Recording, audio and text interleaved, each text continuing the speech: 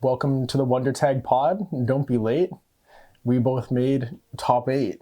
Oh, I got a two-liner. Oh, okay, we're still going. Oh crap. I'm actually blanking out here. Okay. Unfortunately, the seating was poor. We had to play in top 4. There you go. Oh my God, the double bar. Yeah. Regional champion and jingle extraordinaire. What can't this guy do? We got a IRL episode of the podcast here. We have a wonderful setup courtesy of Rowan's place. We got all the stuff in the background here. Yeah, we've got all the Pikachus since the 2015 World Champion. I think I may be missing one here. The Japanese one is above the TV. You can't really see it, but I think we got a pretty good setup here. And we've got the stream going where we'll talk about some limitless deck lists, everything from Milwaukee. Mostly your and I runs. I think that's mostly what we're talking about today, but yeah, I mean, what better way to do some promo for the pod except win the regional and get top 4 at the regional, right? Yeah. I feel like that's a pretty good way to do it. I mean, we'll get into it. Also on the TV here, we got a nice little photo. Shout out Chris Chan because this is a legendary photo. We also got Austin Charles here just in the background there. Anil pointed that out on my on my post. So shout out to Austin Charles for just vibing in the background. Yeah, just photo bombing us. There we go. All right, let's we can hop into it. I mean, we had pretty much the Cinderella story, like almost. And we also had the exact same record the whole tournament. We both tied round 1 and lost round 6, 7, 8. We both lost round 8. And I mean, the rest was wins. Pretty good runs. We did. We sat next to each other like 3 times, actually. Yeah. I did sit next to you into this Pult game, and I was thinking that you were going to win this game. And oh my gosh, it was a tragedy. You'll have to tell me about this one because it looked really, really good for you. I can't lie. I thought it was really good for me. And then that's the nature of Gardevoir. I played the research and I just airballed crazy. Well, we'll have to talk about our top 4 game a little bit there too as well, I suppose. Yeah. I mean, one of the researches against you into Candy Guardy, that one did not airball, but there was some airball supporters for sure. Oh yeah. But let's just start with your run. Is this what you've got pulled up here? Yeah, I got my run pulled up here. I had a pretty crazy run actually. Like the people that I played against, I mean, I started round 1 playing against the world champion. Yeah, that's like crazy, never the way that you really want to start a tournament, if I'm being honest. I saw my parent and I was a little scared. Yeah. Because I played against Riley a couple times at like Skycraft, and I actually have like a really bad record against him. I have to usually get away with a tie. Like I had one game where it was like Charizard mirror, and I got his barrel trap for like 4 turns to like get him into a tie in like a completely unwinnable position. Nice. Back in like the Tord, Pidgeysard, Barrel days. Yeah. This was like right after NAIC last year, and yeah, I cannot beat this guy at all. Like he's pretty good actually. He improved a lot. Like when we were in seniors together, he didn't really play that much. He didn't travel, and then kind of out of nowhere, he's just really learned the Gardevoir deck well, I think. Dude, he was good at Charizard mirror as well, man. Yeah, I can't lie, he was cooking me. He was definitely playing better than me in the Charizard mirror as well. Yeah, Riley's got my number for sure, so I was happy to squeak out a tie there. But we had some pretty interesting games. Game 1, actually, he did drop pretty bad both games, if I'm being honest as well. Like game 1 was. And was he playing like Flutter Devo or Jelly or what's going on? Oh yeah. Let's pull up the list here as well for him. He played one of like Chow's 50,000 lists that were in his Discord here. The one with Flutter Devo, but also Energize and Turo.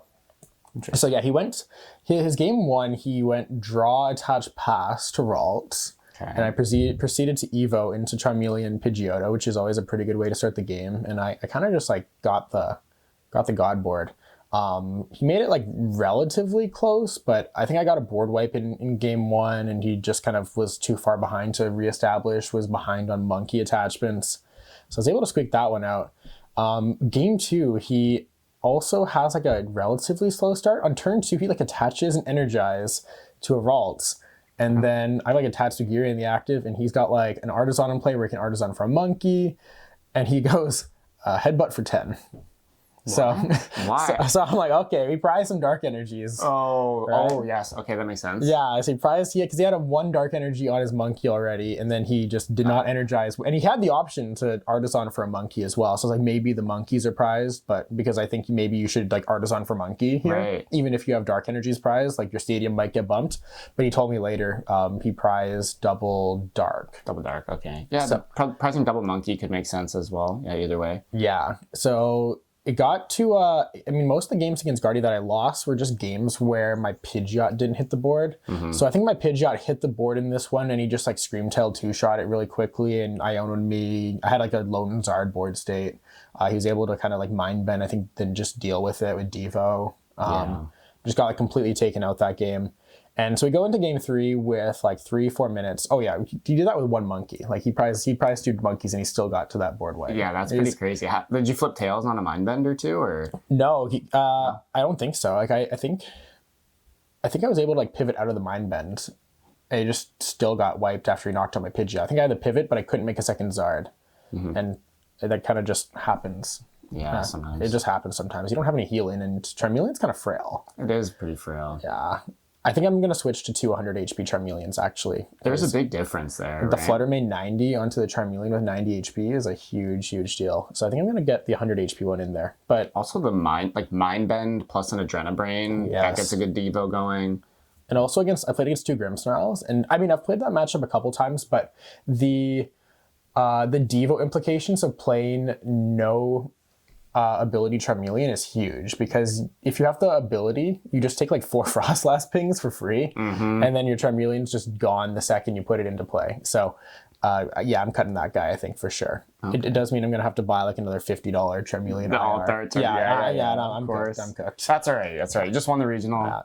It'll be fine. I've put too much money into this Charizard deck. I could have a down payment on a house at this point. Are you going to get a second Paldean Fates Charizard, or still no? Maybe. You might have to. It would be like for the collection. I get like a PSA 10. Okay. Like, or I don't know, maybe PSA 9. I don't know how much these things go for now. I feel like they're ridiculously expensive, right? It's probably like at least $1,000, if not more. I think more. Probably. If the base is 400, maybe like 2,000, 3,000. Yeah, okay. I don't know about the Paldean Fates Zard. Yeah, I'll run the PSA checks there. Shout out PSA, I guess. Although Riley got like a PSA 9 for his World's Champ card. I saw that. Yeah, that's like so sad. It's like, how do you gotta ask for like a refund from Pokemon. You're like, my card that you gave me is not in good condition, man. Yeah. I gotta run it back. You're costing me hundreds of thousands of dollars. Literally, right? For it just being a 9 instead of a 10. Yeah. So my game 3 against Riley, we got like 3 or 4 minutes left, and I'm just trying to get into like a double Dusknoir Zard board state to maybe run him off the board and just like donk him. Yeah. And I just don't get there, but I like look at my prize cards and I see like double Charizard, Mist Energy, Jet Energy. I'm like, okay, I can't even attack with a Pidgeot. So yeah, I was like, I have no energies. I had no energies in my hand. So yeah, I was like, okay, I'll take the tie. That sounds okay. So, I'll take a tie against the world champ round 1. I had like 5 messages after round 1 being like, hey, I saw your rough pairing, and I'm like, yeah, thanks, I know. Yeah, so unlucky, like, right? So unlucky, like, of course, man, like, of course. So we got out of that one, at least with a tie there. Okay. Afterwards, pretty smooth sailing for the next couple rounds, honestly. I mean, I hit this Goldango opponent. You can see he didn't really do too hot, but it was just like a classic Goldango Togekiss. Didn't make the Togekiss. Actually mulliganed 4 times game 1 and didn't get a Charmander down turn 1. And you won the game. And I still won the game because he didn't make the Togekiss. I think he just like didn't. I don't know. He must have had a cipher or like a way to get into Togekiss, but he just did not make the Togekiss. He drew like 20 cards. Maybe he was prized? No, he wasn't prized. He wasn't prized. I mean, just didn't do it. Because game 2, he was like, yeah, I prized the Togekiss piece this game, so I didn't bench the Togepi. So he was thinking about like not benching the Togepi piece if he prized a piece. But anyways, he whiffed it, so I was able to like go down 2 prize cards and then just go. I actually didn't even Chi-Yu. I just went Briar, Dusclops the Togepi, Burning Darkness, take 4. Yeah. So it's actually like pretty smooth sailing on that one. Just kind of got the Iono and he whiffed the Togekiss for another turn. He needs to kill a Charizard that turn, right? So it's okay if he gets the knockout as long as he doesn't get Candy Togekiss plus the knockout. Yes. So. And him having the Togepi is really good, because then you don't need to find Candy Dusknoir. Yes. Just the Dusclops is good. It's actually really hard to find Candy Dusknoir when you play 3 candies in your deck. Yo, I saw that. You're actually a crazy person. I actually built your deck. yesterday to potentially play it to League on Friday. And yeah, I was like, 3 candies? What? I was talking with Michael Bio. Do you know him? He was like telling me, you can't play this Shaman card. I need 4 candies in my deck. And I think he ended up playing like 4 candies in a Night Stretcher. Or maybe he just played 4 candies. But he was not feeling the 3 candies at all. And I was like, trust, bro. It's fine. Get double TM Evo. We get there every time. Surely. My gosh. It's fine as long as you don't hit like too many aggro decks. If you hit aggro decks and prize candies, it's actually like really, really annoying. Yeah, so like Raging Bolt, just killing your Zard. You candy Pidgeot, you candy Zard, and then you're like, okay, I can't make another Charizard. Yeah. So it's actually like annoying if you play against Dengo Rocks.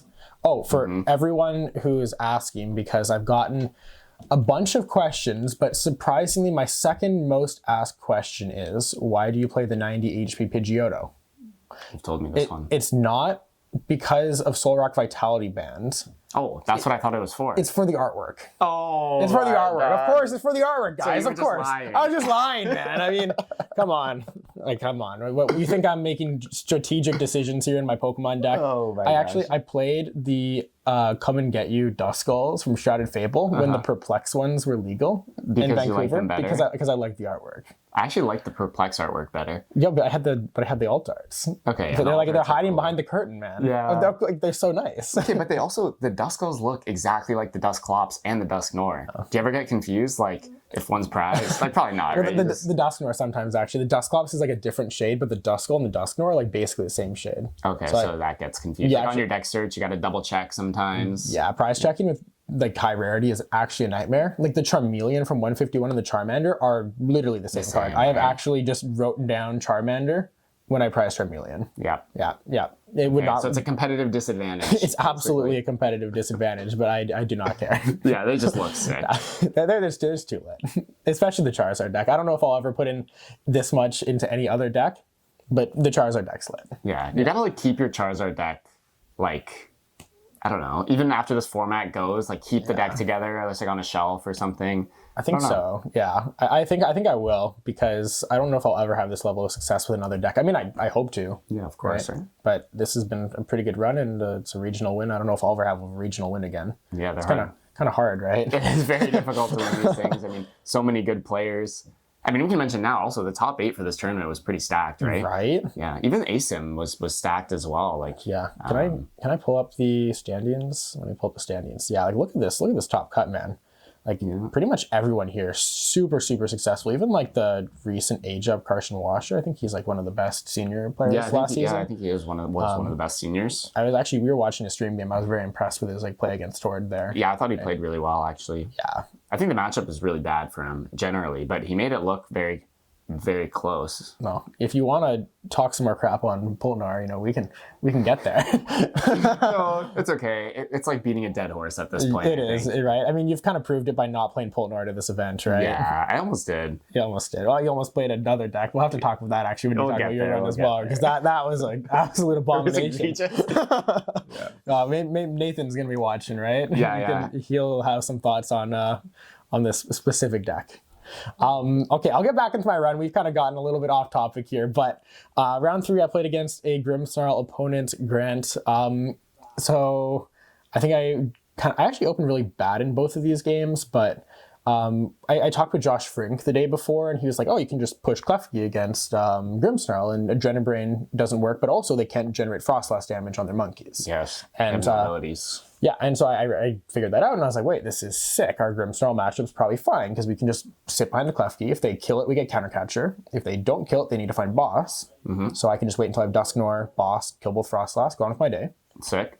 But that did not happen either games. Oh. But luckily for me, my opponent did not put a Monkey Dory on their board. Like ever. They actually bench locked themselves out of Monkey Dory. Do they even play enough basics to do that? Their board was Frostlass, Impidimp, Morgrem, Grimmsnarl, and then for some reason, their last bench Pokemon, and they chose to bench this later in the game, was a Shaman.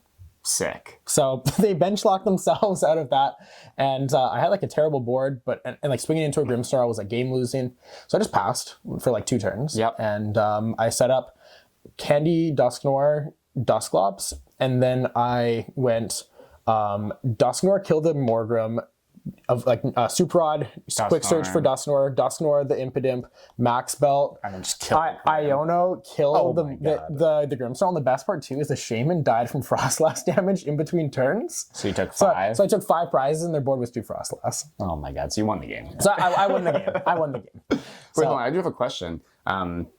Do you ever attack with Fez to take out the Frostlass? Is that a thing?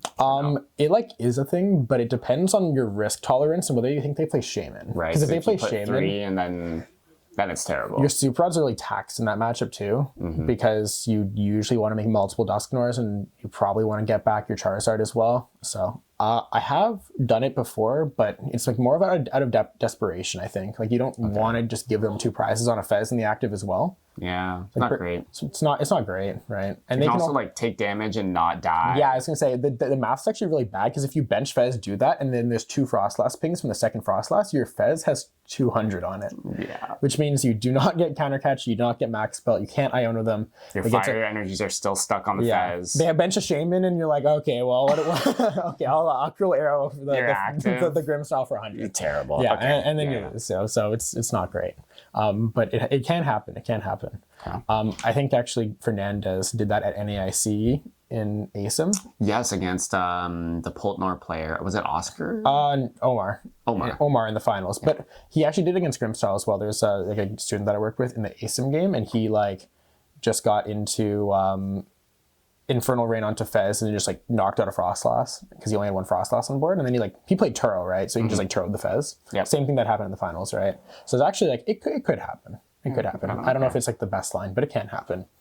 All right, so that one was over with. I played against Slowking. But you have the Shaman to block the Kyurem. I do have the Shaman, and when I benched the Shaman, he was not very happy. Well, of course not. His whole deck is relying on people not playing Shaman. Yes. Can you take a look at this list, actually? It was actually pretty baller, I can't lie. Like Conkeldurr? Look at this Aerodactyl. It's like the Devo Aerodactyl. Okay. It's actually like pretty baller. Oh, so we're going to Trifrost, and then we're going to Devo. Yes. Oh, so it's actually pretty cool. What does the Annihilate do? Oh, they both they both get knocked out, yeah. So, but if you look at this, you kind of realize that this deck can't really deal with like a 1-prizer. Like it's so taxing to like get an attack off onto a 1-prizer. So I was getting Badooed, and I kind of just like sat there and I just went Steady Fire Breathing, and he went Night Stretcher for Badoo, and I went Steady Fire Breathing, right? Because like, what are you doing, right? It's just gonna die. So I kind of sat there and like took a few prize lead. He was breaking game 1, scooped it up. Game 2, he board locked on 2 Slowking pieces. So his board was like Slowking, Tatsugiri, Xatu, Psyduck. And so I just like got into Jet. I went like Jet, Klefki, Dusknoir. I Slowking on the bench, knock out the active Slowking. He passes. Game was over after that, right? Absolutely. So pretty solid pickup there. But I mean, yeah, Shaman's gonna kind of clear this deck for sure. There's not really too much you can do, and that's not really his fault. I played against Serena round 5. Another Grimmsnarl. Actually, I have a question. Okay. What do you think of Psyduck? Like, is this a card that even matters? Should people be playing it? I mean, I think you already kind of answered this last week, didn't you? You said this card is just terrible and no one should be playing it. But that wasn't really the reason why you said Poltnor is bad, right? Yeah. Okay. But now, like, with Charizard, like, you just won the regional with Charizard. Moving forwards for people, Gdansk, Lil, like, is Psyduck, like, do you think playing a Psyduck, it's in Brandon Salazar's Grim list, it's obviously in the Kangaskhan Absol list, like, assuming we don't need to play it for Pult, like, should people be playing it for Charizard? Does it do anything? I mean, I think it does something for sure, but actually into these, and I'll talk about this Absol matchup a little bit more because I know people want to hear about it, but it felt like it was also like a net negative in some situations because I had the tech for it, right? And if they chose to bench it, it's also a prize card on their bench, right? And for me, it's really hard to go through 2 cornerstones. So every time your opponent benches something that isn't cornerstone, it's kind of nice. It's very, very nice for you, right? Like you can just, you might get into a board state where you only have to knock out 1 cornerstone, right? And if you can do that, it's pretty nice. I think in Grimmsnarl, it might make more sense. Although, I don't know, my game plan is push Klefki, right? So again, if they bench Psyduck, and they just went to wait. The Klefki's there. You can blow up your Dusknoir eventually. Yeah, I just... Oh, sorry, Messenger there. I just get Dusknoir set up, and then the Klefki's in the active, and they take the knockout. Then, yeah, I don't get Dusknoir immediately, but I can just countercatcher Frostlass and hold my Dusknoir on the bench. We're tied, so you don't get countercatcher. And then eventually you can jet the Klefki, get back, blow up all the Dusknoirs. Yeah, so I think the card's pretty fake. It's a terrible opener. I saw some Charizard lists playing it with Dusknoir in the list. That is just awful. Like, you're just going to shut off your own Dusknoir 6% of the games, and it's still not going to beat Poltnoir because you need Dusknoirs in that matchup to force them to take prize cards. So... Yeah, so you have to like. Do they also play Klefki to shut off their own Psyduck? What's our board here? Yeah, I was gonna say we need to have like Klefki, Psyduck, and then Charmander, Pidgeot, and then only one Duskline, which probably will get knocked out, right? Yeah. Because then we have a bunch of trash on our board, and maybe if you play Area Zero in your Charizard deck, you can manage it. But yeah, I think this card's pretty bad. I wouldn't be surprised to even see these Kangaskhan decks like. Just cut it. Or you probably want it for Poltnoir, right? Like, it is genuinely good against Poltnoir. It is. It's not very good against Charizard. Okay. It felt like a non-factor as long as I had my Klefki available. But to the same extent, if, Klefki falls off, it's like any tech card that has an answer, right? If the tech card decreases in play, the counter to the tech card decreases in play, and then that makes the tech card better, right? So Psyduck kind of follows a cycle like that, but... going into the next regional, I would expect Klefki play at an all-time high, and I would expect Psyduck play at an all-time high. So it won't really do anything, I don't think. Yeah. So maybe just play a deck that has a better Charizard matchup. Yeah, don't put a Psyduck in the deck. That's not like that is a way too much of like a band-aid answer. Like it wasn't really impactful all day because I played against I think like 5 or 6 Psyducks, and I like never cared. That was my feeling as well, that it just doesn't really do a lot versus Art. Yeah, maybe the Grimmsnarl one could be helpful since I don't want to waste a boss on Psyduck. But I don't know, it's also a bench spot. Like, you really need your bench space. And Klefki is already a part of your early game strategy. Like, the Klefki can come onto the board fairly easily in a lot of situations. I don't know. Yeah, I mean, I guess I'm not a Grimmsnarl player, so I don't know. But I'll get back to the run now. Speaking of Grimmsnarls, I did play against a Grimmsnarl round 5. Serena finished 10-2-2 as well. I think bubbled into top 16. So congrats on that. Oh yeah, get your water there. Yeah, we're in good shape. So congrats on the top 16 run. This was a very interesting set. Game 1, I got like crushed. I did not make a Pidgeot until something like turn 5. I had a chance to get back in it because I think that she prioritized knocking out my Charmeleon, like his lone Charmeleon, lone Pidgeotto, and prioritized the Charmeleon over the Pidgeotto, which like you definitely just want to prioritize the Pidgeot line pretty much no matter what in almost all circumstances against Pidgeot. Charizard, you just like knock out the Pidgeot, right? Except our game. Our game. Where I did kill your Well, that was because we'll get there. We'll get there. But yeah, that gave me like a chance to make a Pidgeot. And if I made a Pidgeot, I would have kind of had a chance because I could have gotten into like Max Belt Charizard a little bit quicker. I guess I was able to get into Max Belt Charizard, but I wasn't able to have a board behind it, So like wasn't really all that good. So I eventually got into a Max Belt Grimmsnarl and went Iono Nako to Max Belt Charizard and went Iono Nako to Grimmsnarl. And I think I had an okay chance if they whiffed boss, but they had like 3 turns consecutively where if they had a boss, I just lost. And then they eventually just found a boss and I lost the game very, very quickly. Game 2, my opponent fell for the bait. So actually game 2 and game 3, because I pushed the Klefki and then I got knocked out like really fast. Like very aggressive turn 2 Shadow Bullet, gave me counter catcher. And killed the Frostlass. Or sorry, actually game 2. Game 1 it also died, but I just didn't have a response. And then game 2 it also died. And then I was able to get my counter catcher and kind of just eliminate double Frostlass. And the game was kind of packed up very shortly after because I had Max Bolt Charizard with no damage on it. And it's kind of just he's not getting the Frostlass damage, and then you have to take over the game.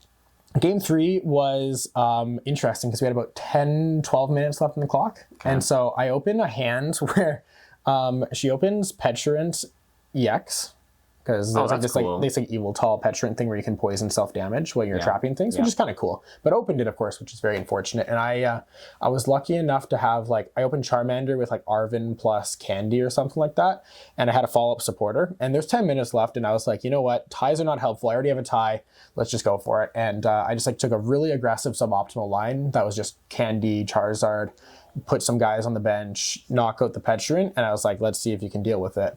Because sometimes, I feel like if you don't have enough time and the tie is not helpful, like it's better to take a suboptimal line that's faster. That finishes the game. Right? I agree. And I was rewarded because we kind of got into this weird late game situation where I was definitely just going to win the game, but we got to like a 2-2 spot and I needed, or I think it was like 2-3. Like I didn't have enough damage to knock out the Grimmsnarl, but I I took a Pidgeot off my prizes and I got to a Pidgeotto on the bench. And then I needed to find Charizard boss. And so I had the Pidgeot to search for either boss or Charizard. And on the turn in time, I top decked an Ultra Ball to get the Charizard and then quick search for boss to knock out. I think it was like a Fez on the bench or something like that. Right. So I was a little bit lucky to get out of there without a tie, but I got rewarded at least for playing fast, maybe taking a suboptimal route. But if I lost, I wouldn't have really been too upset by it because, like, again, this match point's just not super relevant. Yeah, you have the tie already, right? That doesn't help you make day 2. The second tie, I mean, the second tie eventually does help you dodge ASIM, but that's like so far off into the future that I think just playing for wins is good. Yeah, exactly.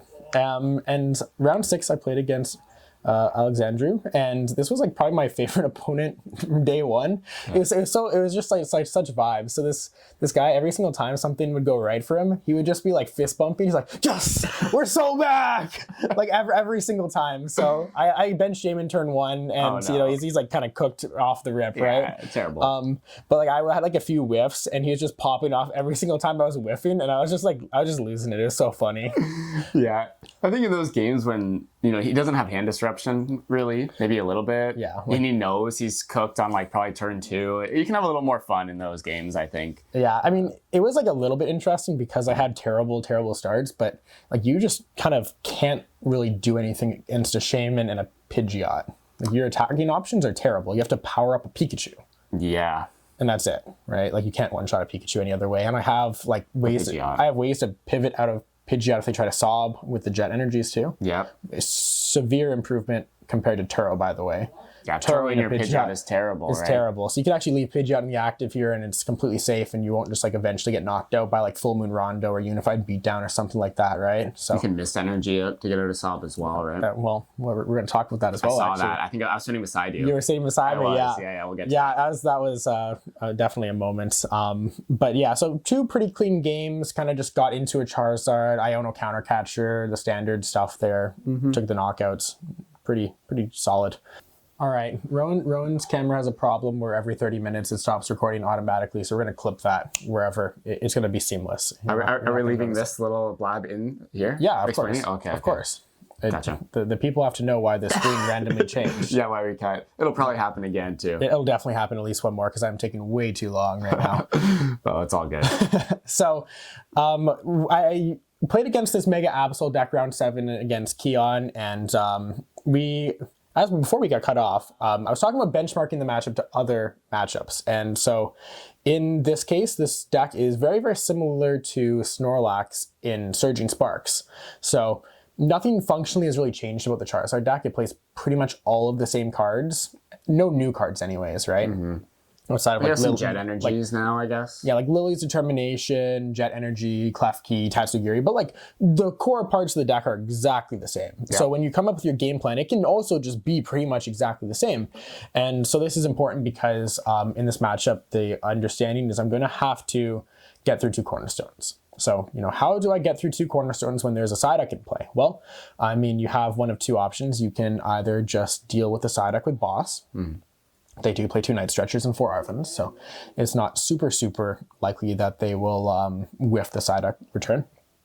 Or if they actually go, if they take the first prize, then it's actually even better because you just counter catch the Psyduck. And that's free. There's no downside, right? You keep both your bosses because your bosses are very, very important. If they bench things behind the cornerstone, you need to be able to kind of get those free prize cards, right? Like Fez or Kangaskhan. Yes. Or whatever else.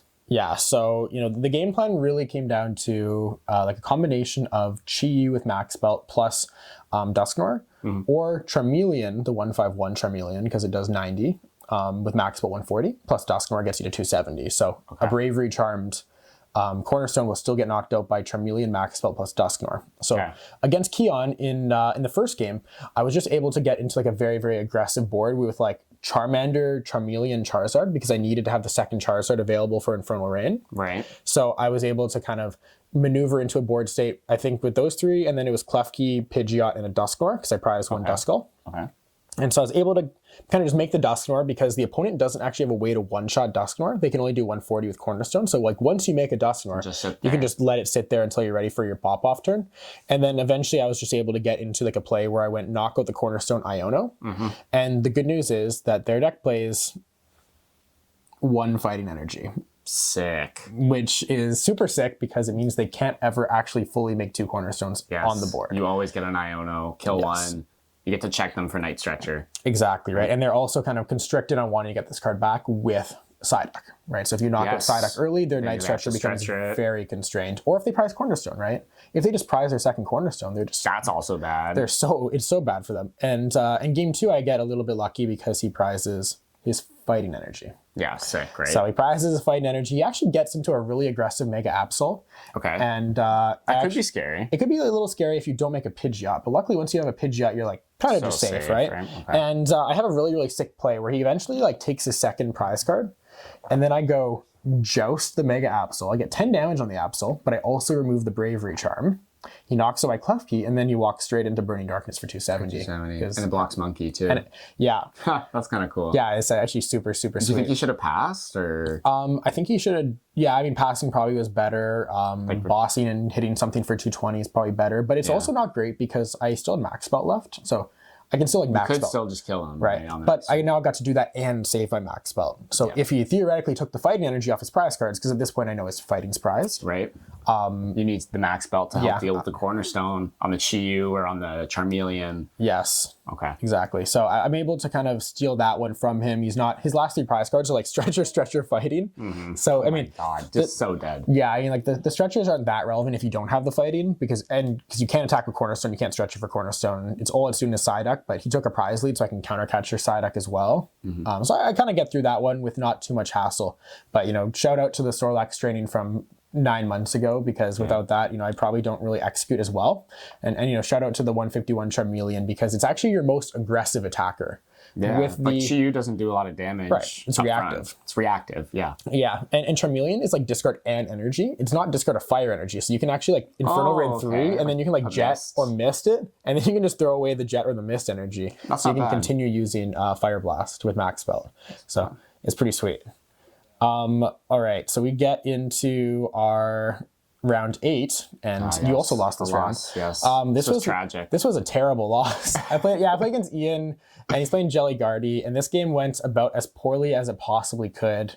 This is my one like true brick of the day. I had a spot where he had like 2 Ralts in play, and I think he was like, he just had 2 Ralts in play. He didn't actually Frillish me, but I like played Lily, drew 8, and my board is like Pidgeotto, Duskull, and I whiffed Charmander turn 1. He has like 2 Ralts and that's it. No Psychics in the discard pile, and I whiffed Basics off the Lily. And there's an Artisan in play, so I have an Artisan decision between Shaman and Charmander. Protect the Pidgeotto. Protect the Pidgeotto or get a Charmander, and it's like turn 2. I'm thinking if I whiff another Charmander on the second turn of the game, I'm going to be too slow. Right? So I Artisan for the Charmander, knowing like a rational human being, my opponent has 0 Psychics in the discard, no Curlia in play. I'm probably okay. And then Candy Guardy, Vessel, Ultra Ball, attach Dark to Monkey, Screamtail my Pidgeotto, and I lose the game on like the 3rd turn. Yeah, the game's just over. You're so far. Do you even Candy Zard on the next turn? Probably not. No. Yeah. I eventually got to a spot where like I maybe could have won because I like got Shaman down later, rebenched Pidgey, and his energies were stuck on the Screamtail. So he had no energies in the discard pile again. So I was able to like kind of stall a little bit. And I got to a turn where I had Iono to 4, and he pre-benched Fez because he was afraid of me just going knockout Gardevoir Iono. Yeah. So he pre-benches Fez, but that opens up Countercatcher Fez, Iono knockout Fez. Yeah. And so I have a Charmeleon on the board, and I go Countercatcher the Fez, Iono, draw 6, whiff Charizard. Oh, sick. Okay. What a disaster. And I whiff that, and then I still keep playing because I think I still have a chance. And I eventually get to a spot where I can Charizard take 2, and then he goes down to 2, and if I have like this crazy Dusknoir Briar combo, I can actually win the game. Mm-hmm. But I just did not have it. You just don't have a Pidgeot, right? No, I did not have a Pidgeot. Okay. I whiffed the Pidgeot still, so I never made the Pidgeot. The next game, I got another Lily's Determination into 8 unplayable cards, and he actually item locked me, but my hand was unplayable even if I had items. It was that's really hard to have a hand that bad. I know, right? It was like, I had a bunch of basics, but I board locked myself at a Tatsugiri because I was about to draw 8 cards, and I was like, it's fine, I don't need this guy. I'm going to get my second Duskull down, and I Lily at 8, and I just kind of do nothing, and he just rolls over me. Yeah, there's not too much to talk about. Screamtail or Monkey or whatever he does, it's good. He just like Frillish Cycle. I didn't even Frillish Cycle. The Frillish Shuffle? The Frillish Shuffle, yeah. You know about the Frillish Shuffle. Yeah, I invented No, Henry Chow probably invented the Frillish Shuffle. Henry Chow invented everything. everything, man. Yeah, I am a Frillish Shuffle enjoyer. Yes. So yeah, that one was awful. I play against, I think because it's not Michelle, I think it's McKelly. It's French. He's from Montreal. Really, really nice guy. Mikkel? I think it might be Mikkel. I pronounced it wrong and he didn't correct me, so I'm sorry if you're watching. But this is a really, really good set. Super nice guy from Montreal. I know a few of the Montreal guys, so I think I got a little bit of social credit there. Yeah, nice. Yeah, I've never met him before, but it was a nice set against Gardy, Fluttermane. Pretty standard list. I mean, nothing super crazy. 8 psychics, I guess. So, yeah. I mean, the Gardy lists are very volatile. Like, there's a lot of changes. You don't really have like a stock Gardy list to reference to the way that you did kind of like 2 or 3 months ago. Mm-hmm. So I knew I was going against Fluttermane. That was the only relevant information to me in the moment.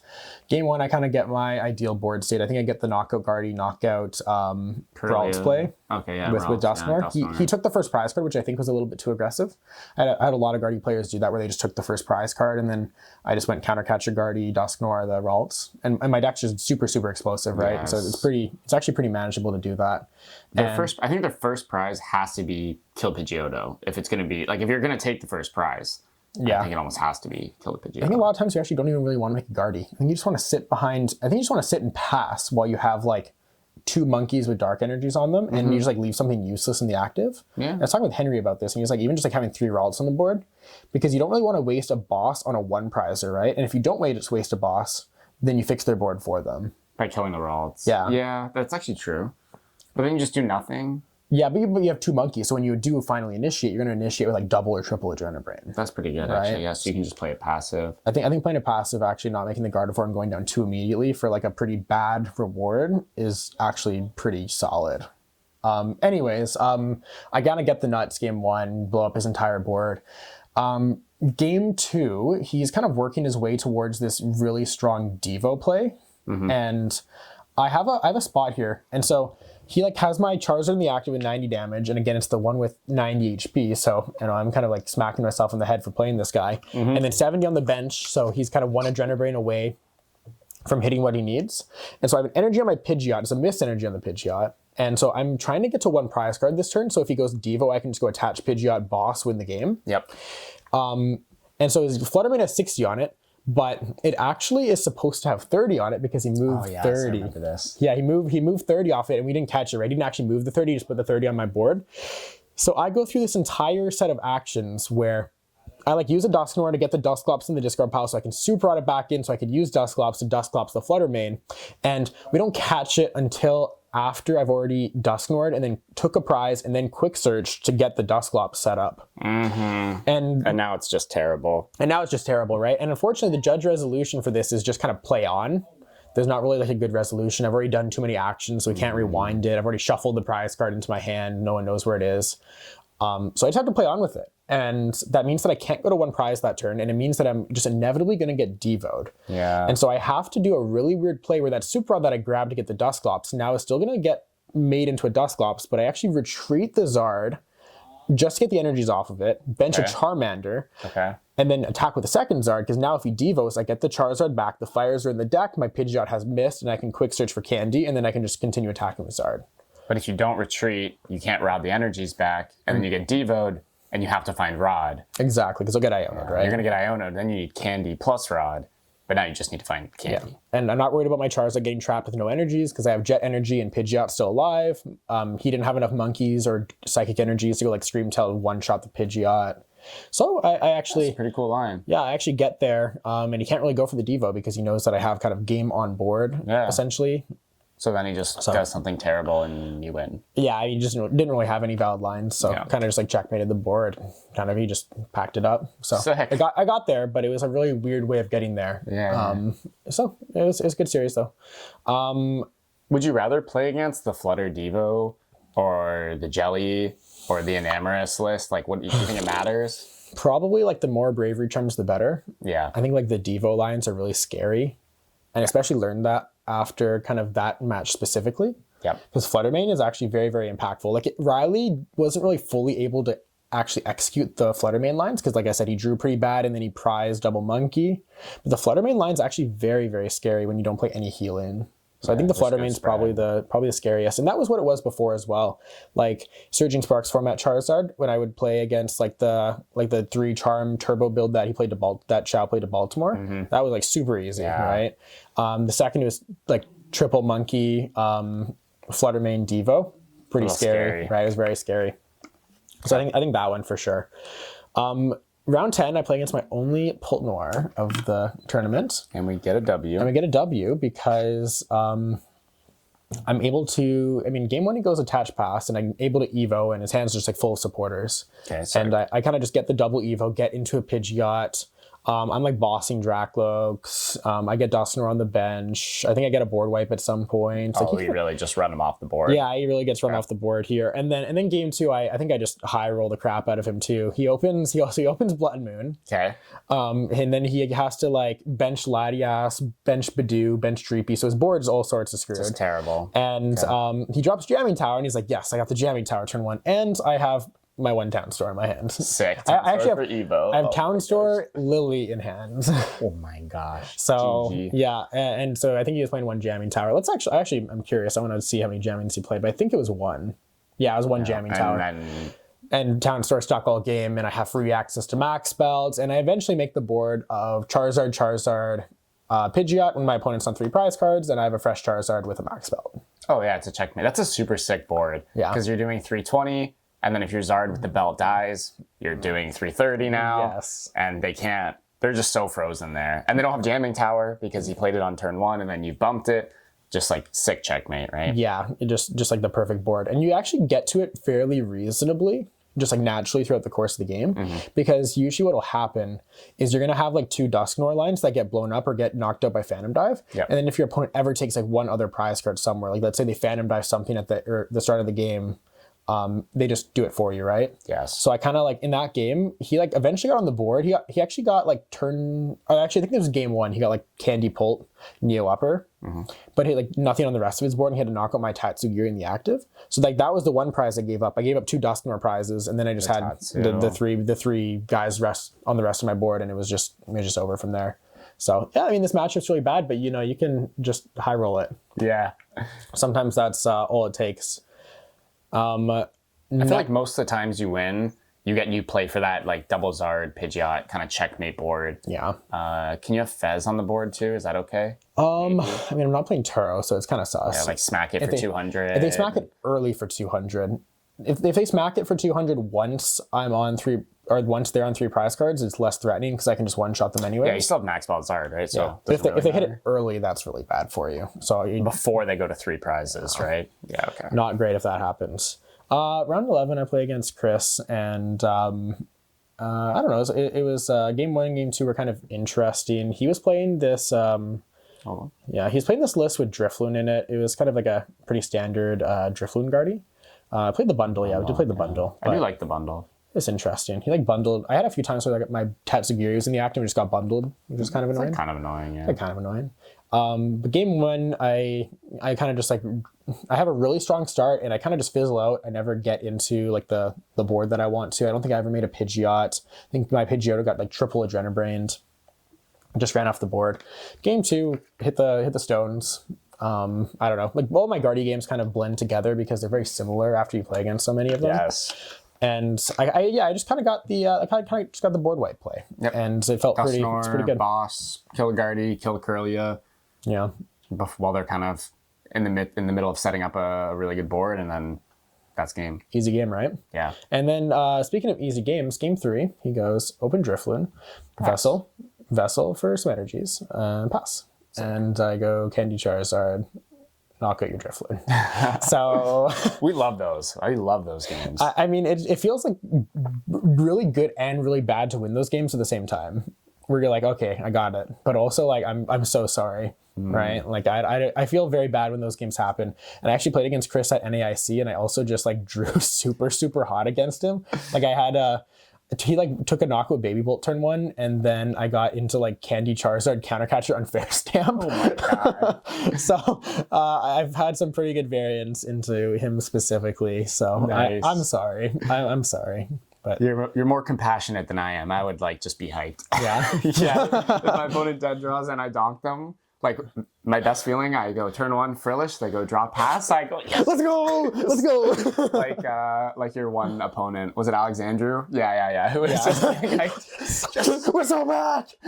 I might not do it at the table, but in my head, I'm definitely fist bumping. Yeah. I mean, there's like a little bit of fist bump internally still, but externally I'm very, very apologetic. Yeah. It always sucks when that happens, especially because I feel like my opponents brick more than I do. I mean, I think I also build my decks to be more consistent than my opponents generally, but I feel like my opponents always brick more than I do. I agree, but I feel like that happens to me. Or maybe I just feel that way. Maybe they're just bad at drawing out of. Maybe they're like bad of like navigating out of hands. Like I see people will like play Guardian, they'll just like Ultra Ball away their Fez out with a dead hand. Yeah, or they'll like Nest Ball for a second Ralts on turn 1 when that Nest Ball for Fez is like the only way out. Mm-hmm. Yeah. All right, round 12, I play against Hale. Interesting set, great guy. Really enjoyed my set against him. I've watched a few of his stream matches, and he also just seemed like a really nice guy. But I was very locked in, silent in this game. He was playing another version of this Mega Absol deck, a little bit different. One fighting energy. It still had one fight in, but he had like counter gain in the deck. He had Badoo in the deck.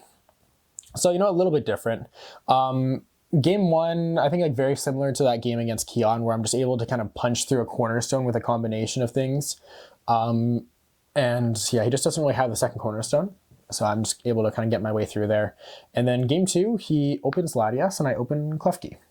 Sick. Which is super, super nice. Yeah, he's trapped and it's free prizes. And it's free prize cards, right? So I end up getting 2 free ones on the Latias there, which is a huge deal for me. And I still have both my bosses left intact, which means if he benches Psyduck, I can go boss Psyduck, and then I can go boss Psyduck again, and then I just need to go through one cornerstone, right? So that's super easy to do. He makes it pretty interesting, but I would say I'm like in control the entire time because I get a Dusknoir parked on the bench again in this one. Yeah, can't kill it. Yeah, you can't knock it out. And I just eventually end up getting there. I think with like Chi-Yu, Max Belt plus Dusknoir. Maybe it was even Dusclops. Yeah. Something that's actually really, really good in this matchup is Blazing Destruction and Joust. I mentioned Joust, but Blazing Destruction on a lively stadium is also quite good because, like, let's say you play a stadium and they bump it, they're winning the stadium more. But if you can just kind of Blazing Destruction the stadium, you actually win the stadium more. Okay. So and if they kill the Charmander, you get the Chi-Yu damage. You get Countercatcher. Countercatchers. Yeah. Countercatcher Psyduck or whatever. Yeah. So you can be very, very passive, and it actually works out quite well for you. So I also had the Stones game too, because after I opened the Klefki, my hand was like Poffin, Candy, Pidgeot, Charizard, sick, Lily. Oh my god! Like, we're fist pumping in our head when we see that, right? Yes. Yeah. So I just had the nuts, and I realized let's just kind of slam the cards down and try to play really fast in case things go tragically wrong. I can try to finish a game 3, but I just eventually got there. After a start like that, I mean, I can't really. I think it's very hard for me to lose.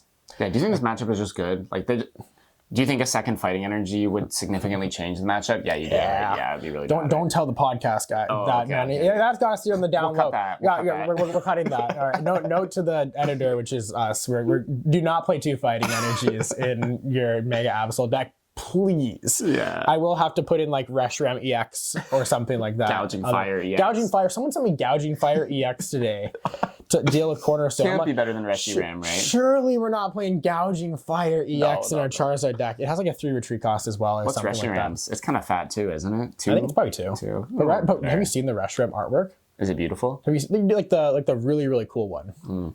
It's like the like all white one. Okay. Oh yeah. Yeah, you seen that one? Yeah. That Reshiram is super, super sweet. So I could go in the deck. I can play that card if I put it in the deck. Gouging Fire is just ugly. So yeah, we're not putting that guy in there. All right, so now I get to my win in and I play against Alex, and luckily for me, Alex is on Terrabox, which again is a very free matchup when you put Shaman in your deck. Yeah.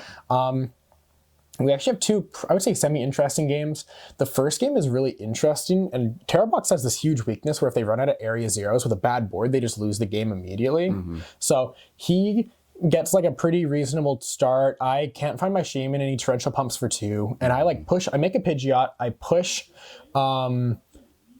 Pidgeot, and then I quick search for Artisan because he put area 0 down. I just Artisan out 1 Charmander, call it a day. He, I think, torrential pumps for 1. Or maybe he like Assault Landings or Sobs or something. I don't know. But he gets the second area 0, and then I just immediately go search Town Store. And his bench is Fez, Roofan, Rotom, Noctowl, Teal Mask, Wellspring. Yeah. So he has no attackers, and he has no way to put an attacker on his board outside of just drawing into Turo because he has no Noctowls either. So we just like attack with Pidgeot? Yeah, so I mean, I kind of just sat there for like 3 or 4 turns, eventually made a Charizard, countercatcher the Ogerpon on the Teal Mask on the bench, knock it out Iono. He immediately gets the Leafeon response because he's playing the EVs. He actually got the Leafeon response both games, like out of nowhere. Wait. With like just Faz? Yeah, he like hit like Terry, or I think maybe by the time, I think he actually found the Turo. So he actually Turoed, okay. And then he benched Hoot. And then when I went knockout Teal Mask Iono, he like had Jewel Seeker for like Nest Ball, Terra Orb for Leafeon, E-Switch, or I think it was Crystal Attach. Yep. And then I had some energies on my Pidgeot from earlier because I like was navigating with the Pidgeot. And he got the response, but I like responded, knocked out the Leafeon, he had nothing. Won that one. Game 2, I open Klefki and he opens Ditto. Nice. Oh my gosh. That was pretty sweet. And he somehow still gets turn 2 Torrential Pump. So really? I like Evo behind the Klefki, make Pidgeotto, Charmeleon. I can't bench Shaman because of Klefki, right? And he just like has turn 2 Torrential Pump and he knocks out my my Charmeleon. And we kind of get into the same board it's not the exact same board because he's not board locked out of his attackers, but he's committed to Sparkling Crystal. Yep. And I kind of just like make a Pidgeot and then park it in the active, and he just never really has the ability to knock it out. But we were talking about this earlier where I miss energy the Pidgeot, and then he tries to sob the Pidgeot, and a first action of the turn is retreat Pidgeot. He goes, oh no, you sob. And I was like, I can retreat. Yeah. And it was totally incorrect for me to like do it out of order. You were just like, you wanted to do it. I just wanted to do it. I was like, I have to retreat the Pidgeot immediately because when that kind of thing happens, it's kind of just funny. It is. And that was maybe getting your opponent's head a little bit by retreating like that. I feel like you do a little bit, right? Because he actually later in the game he tries. Oh yeah, sorry. Actually, no, this was immediately before he like tried to Clefairy knockout, but he board locked himself out of Latias, so he couldn't pivot his Wellspring. Mm-hmm. So he had to sob again, and then I retreated, I think, or maybe I think to something like that. Anyway, so like it kind of like puts the pressure on your opponent in a sense, right? Like they're kind of like getting in their own head then as well. Yeah, and you kind of just like push that initiative as well. It's a real thing, man. It's a very, very real thing. So I eventually I get to the same board where I go countercatcher, the Fez. Iono, Burning Darkness with a backup one. He gets the Leafeon response. Huh? Oh, actually, I Blustery Winded the Wellspring for 120. So that turn is actually Dusknoir, the Wellspring, Countercatcher, it's Countercatcher, then Dusknoir, then Iono, take 4, and then he gets the Leafeon response, goes down to 1. Did we remove all of his Terras? No, he had another Terra? Yeah, he had another Terra, but he gets the Leafeon response, goes down to 1, but my hand's like 10 cards or something after I Fezzed, and I just go Candy Charizard, or like Super Rod Candy Charizard, and Aqua does Leafeon, lock it up. So pretty sweet. I'm locked for top cut, and that's pretty sweet. We're locked for ASIM dodge as well, which was awesome. We all tied. Got some food. That was nice. Little smokehouse break. That's pretty good. Rip to the lady at the place who like dropped like the water everywhere. Yeah, I think she might have been a host, but she dropped like 8 waters or something like that. And that was pretty bad. And then the I think the owner or the manager walks in. He's like, this was a really, really good spill, man. I don't know if I've ever seen one this bad. And I was like, come on, man. Like that's got to be rude. Just embarrassing. Just for no reason. I'm like, come on, man. That's bad. That's bad. So I dodge ASIM, and then top 8. I played probably the most, I guess I would say, a high stakes game in my Pokemon career, because I play against Tord in a high stakes match, right? And it's pretty cool. It was a very, very fun experience. Probably the most fun that I've had in a high stakes Pokemon game. And that was super, super sweet. I get fortunate. Game 1, he prizes his fighting energy. Sick. And he immediately like trolleys for a bunch of guys, and I like, and then I'm like, you prized your fighting energy. And Did you say it out loud? I said that. And he's like, oh, maybe. I was like, no, it's prized.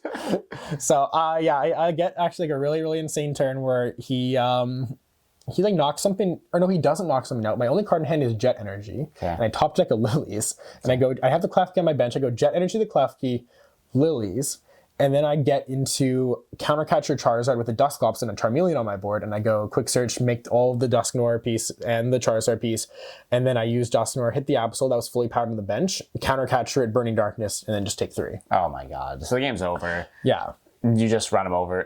Can he win with clutch at all? No. I got 2 jet. I actually had 1 jet, but I have a jet plus a mist left. Jet plus a mist. And he actually said after the match he thought I was playing Turo as well. Yeah. So he was like also like respecting Turo. Right. Okay. So he probably wasn't really going to try to play for clutch ever. I mean, if it was his only option, but maybe it's your only option, but it doesn't really do anything because I can just even with 1 more jet left and that's it.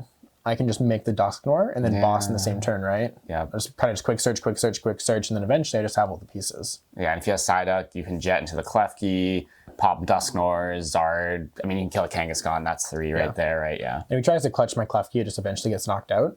That too. That doesn't work either, right? Yeah. So, game 1 is fairly smooth. Game 2, he gets into Cornerstone. I think he prized his second Cornerstone because he only puts 1 in play. Mm-hmm. So he kind of trolleys for like a full board, which I was a little bit surprised by. But he put in like Tatsugiri, Monkey, Psyduck, Cornerstone, and I think he opened Yveltal. Okay.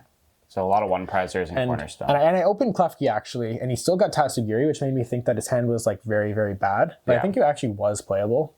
But eventually, I get through 1 Cornerstone with the Chi-Yu Max Belt Dusknoir play. Okay.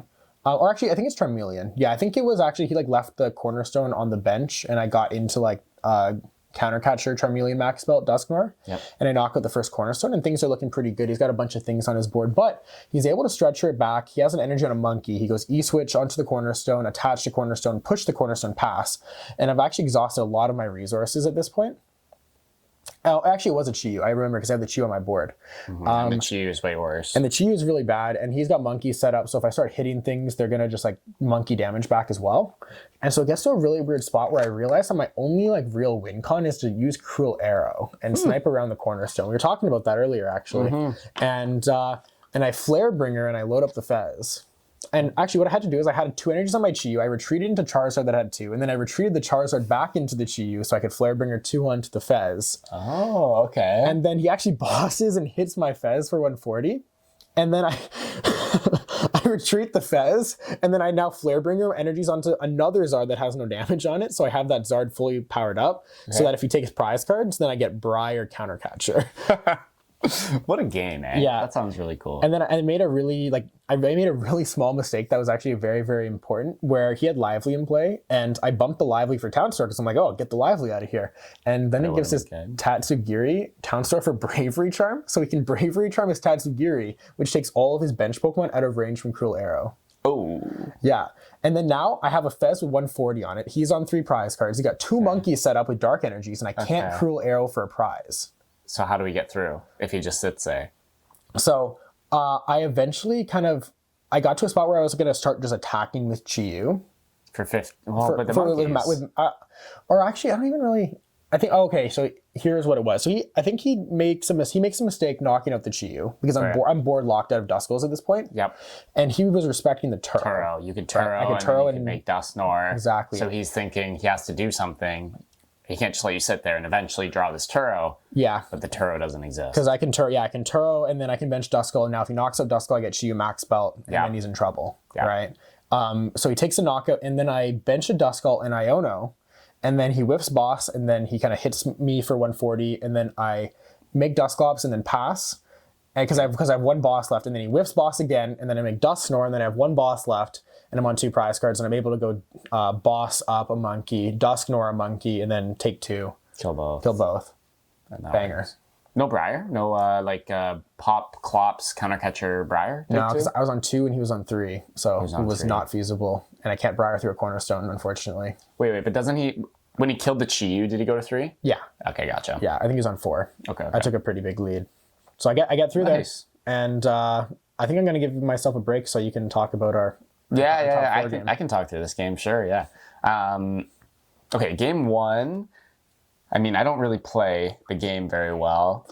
From what I remember, I don't know. I think your start was like really, really good, right? Like turn 2, Lily, Candy. Oh, I whiffed the early game Frillish. Yes. So then I couldn't item lock, and then he was able to Candy Pidgeot. Yes. Which is just way too fast. Then you get cards like Mist Energy onto the board before I can set up. You get Dusknoirs, and it's really difficult. I also just like maybe made a Gardevoir, and then it got blown up. You went like Dusknoir my Curlia, I don't even think I made a Gardevoir. So, I think it was just Dusknoir, Curlia, kill the other one. I think it was something like that, yeah. And I went down to 2, and I think I think you packed it up at that point. Yeah, I like. And I was actually happy you packed it up because I priced my second boss. Okay. So I was like, if you didn't pack it up, maybe there's a chance I lose if I didn't take the boss. But then I took my prizes, and then I took the boss. Yeah, my hand was also just like dead. I think I prized my Fez, and like I was trying to get out of my hand, and I just couldn't. Yeah, game 1 I felt like was pretty much a wash. Game 2 was really interesting.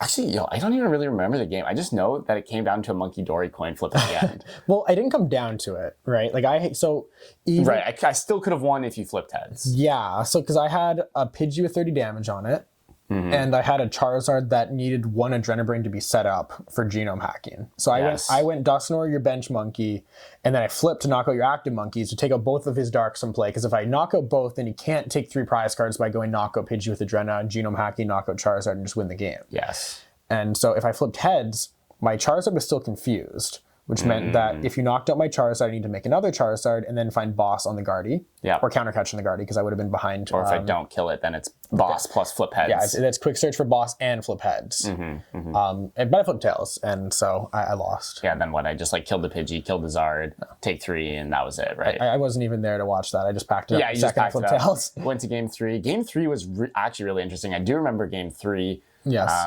So on the second turn of the game, I candied the Guardian game 2 on a second turn of the game. In game 3, was my start a little slower? I think I mimed you. You got the Pidgeot up, you got the Zard up. I had a quick start. You had a fast start, and then you killed whatever was in my active. It was a Frillish because you were Frillishing me. I was Frillishing you. Yeah. Okay. And then I went Mind Bend into your Charizard. Yeah, Mind Bend Iono. Because I had made a huge mistake this turn where I quick searched and I was like, I want to kill this Guardy next turn, and I expect him to Mind Bend me. So I was like, okay, well I can grab Boss or Jet. And I just completely forgot about Mist Energy. I could have just Mist Energy the Zard, and then the Mind Bend play's gone, and I instantly have quick search for Boss. And I'm like terribly behind. Yeah, the position would have probably just been like over from that turn. And I didn't do that. I did not do that, which meant that you mind bended me, and then I passed on the turn after. Because if you flip tails, I get to double monkey or Pidgeot and then Devo both. Was that the reason I was actually really surprised you passed. I thought you were just going to flip for the knockout on the monkey there. So you had Fez on the bench, and then you also had 2 psychics trapped on the monkey, and not a ton of damage that you could generate. So I figured like if I pass here, I can just kind of like reestablish a board.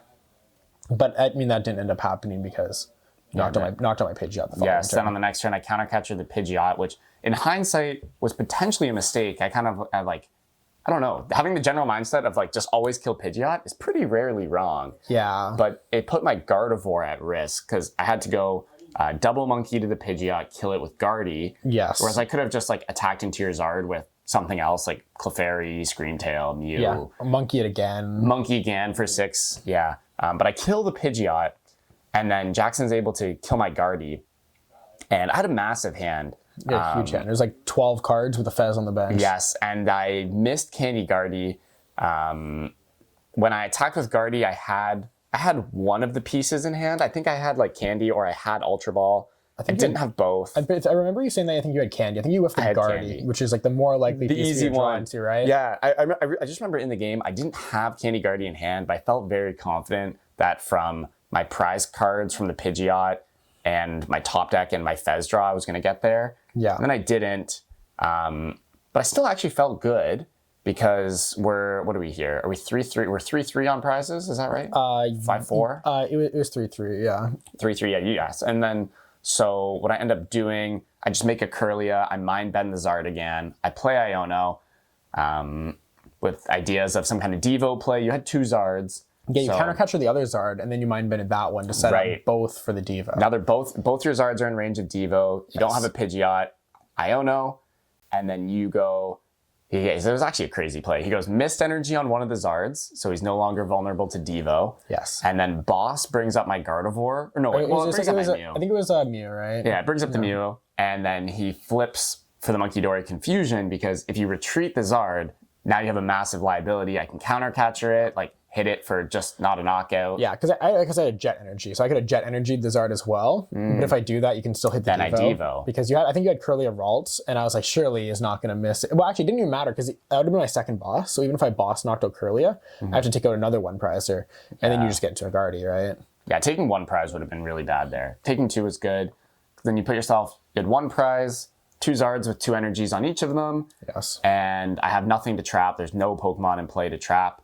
Yeah. And I'm just checkmated. Yeah, I think I had a fire energy on like my Shaman or something like that. Yeah, and there was a Charmander. Or a Charmander. And then I think I had Dusclops on board or something like that, so you couldn't trap that either. No. So, yeah, I won on a coin flip. That was pretty sick. I won on a coin flip multiple times. I did too, actually. Yeah, you actually did win on a coin flip. The coin flips were coming up big for both of us this tournament. Yeah, I think. your moment was more hype though. I think your reaction was just sick. It was pretty hype. I was so hyped. Super, super sick. I did not think. When I hit the first head. Oh, if you were there watching the crowd, I hit the first heads, and then I look out at the crowd. I look out at Nathan, and I'm like, and I kind of pause before flipping the second. Yeah, coin. there was a big pause between the. Yeah, and then I hit the second. I felt. Once the first one hit, I felt that the second one was going to hit. Yeah. I know that like is a not rational feeling, but I felt there was going to be heads, and then it was, and yeah, that was really sick. That was so sick. Yeah. Great stream moment. Yeah, and then your final game against Abon, I mean, you kind of just bodied him, really. Yeah. It was on stream, right? So I mean, you guys can see the game on stream, but I mean, game 1, I got the Godborn, I Dusknoir, kill his Guardy, kill his Ralts, he rebenches Ralts, I go boss one, I Dusknoir the other one. Yeah. Oh my god, yeah, the back-to-back Dusknoir, the back-to-back boss. I Tatsugiri and my first card's boss. Just slam it on the table. Slam the boss on the table, and it's just, I think, it's just like cooked. So game 2, actually, I think there was one interesting thing. At the start of the game, your board was like kind of sketchy. Yeah. It was like Pidgeot, Zard, you might have had a Charmander. I had a Charmander or a Duskull because I quick searched for Poffin, and the rest of my hand was like terrible. I think I just had like an Iono. Yeah, and so in the crowd we were wondering, like during the turn we were like, is he attacking here? Is he gonna pass? Like what went into that decision? Do you remember? Yeah, that was probably the most interesting decision of the finals because I couldn't have Evo'd because I quick searched for the Poffin, so I didn't also have the Evo. I think maybe I could have gotten into the Evo because maybe I think I Arvin, so maybe I could have Evo'd that turn. But he Lilied and then did nothing and had no energies in the discard, and then I think he passed. Yeah, he had no energies. Or he went collect or something. Mm-hmm. I'm like, okay, well, I knock out a Ralts, and if he doesn't immediately go Candy Guardy and then like hit the exact play he hits, like the game's over. Yeah. Like if he goes for Mind Bend, it's fine because I get to Iono and then I draw some cards and then I can just Jet Energy and it's chill and my Pidgeot safe. Back in. But if he hits Candy Guardy Screamtail 160 on my Pidgeot, which is what he did. Yeah, my hand's just terrible. Yeah. And if I go quick search and like set up my board and I kill the Screamtail, it's just terrible. He'll just stretcher it back and my Pidgeot dies anyways, except he also gets his energies back to Adrenabrain. Yeah. So I like did my prize checking and I'm like, okay, I have a Lily's prize and I have a boss prize. So like if I boss knock out the Gardevoir, it's unlikely I get hand disrupted because he needs to find a lot of pieces this turn. And he needs to research. He also thinks my hand's pretty bad because I didn't do anything except quick search for boss, and he knows I quick search for boss because I didn't do anything else. Yes. So he knows my hand's pretty bad. He's not incentivized to Iono me, and I take the boss off my prizes, and I'm fortunate as well because he benches the Mew EX. Oh my gosh. Yeah, and he just doesn't have any Night Stretchers. Yeah, so he prized a Night Stretcher. He had all 4 Ultra Balls in the discard pile, and then he had 1 Stretcher in the discard, 1 Guardian in the discard. So I'm basically playing for the odds that he either whiffs or prizes pieces. Because Super Rod is not out. He needs to have Super Rod Ultra Ball, but he actually needs a Super Rod and then just draw into the Pokemon. Yeah, right? like Super Rod and then Fez into it, or Lily into it, or... Yeah, So I knock out the Mew here, and then the logic is if he doesn't make Candy Guardy plus Mew, then at the very least I get to a Charizard that is going to give me a coin flip. He can't really countercatcher around my Charizard and kind of just like attack things from the bench, I don't think, because he'd have to finish off the Charizard at some point. Mm-hmm. So like he could have gone that route. It would have taken him like 4 turns, I think, to kind of go bring around up other things, and then I had exactly 4 prizes on my bench. Okay. So I think he like could have probably, maybe it was like 3 turns, so it would have given me like I think 4 or 5 total cards to find an energy card. Yeah. Potentially also a Fez in there as well. So he just goes for the Mind Bend. Maybe he had Countercatcher and didn't play it. I'm not sure. He was only on 1 Countercatcher. That was not very likely then. Yeah. I didn't even really realize that actually. Probably should have. And I go for the coin flip, and 1 Countercatcher. I go for the coin flip, and I hit the coin flip, which was pretty hype. Yeah, that's pretty hype. It is pretty hype. Winning tournaments on coin flips feels like it's happened a whole lot since Gardy got printed. Yeah, the Monkey Dory. Plus one reason to hate Gardevoir, right? I don't even hate coin flips. Like, I actually think it's just kind of part of the game. Like, it does feel a little sickening when you're going to flip that coin and you know, like, that's it, that's the game there. But I think if you look at it, like with a zoomed out view of the whole game, like, it's not just that one coin flip that decided the game. It was, you know, the 50 decisions you made in the game that led you to that moment. Yeah, that's a good way of looking at it. But when you're sitting there at the coin flip, being like, wow, it's just a 50-50 here. I mean, it's also not very different from, you know, a lot of games. You play that final Iono and they need to find an energy, a boss, right? If you analyze it, there's a percentage, right? I don't know, maybe 30% of the time they're going to hit that energy and win. So what's really the difference between Iono to 1, hope they don't find it, versus flip heads? I mean, you have a pretty good point. I can't lie. Yeah. But I get it. It does feel bad. Well, I mean, it feels bad if you flip tails. Yeah. But the good news is I did not flip tails. You flip heads. You get the fist pump in. You're a regional champion. I'm a regional champion. It's pretty crazy. Right? I'm very excited about that.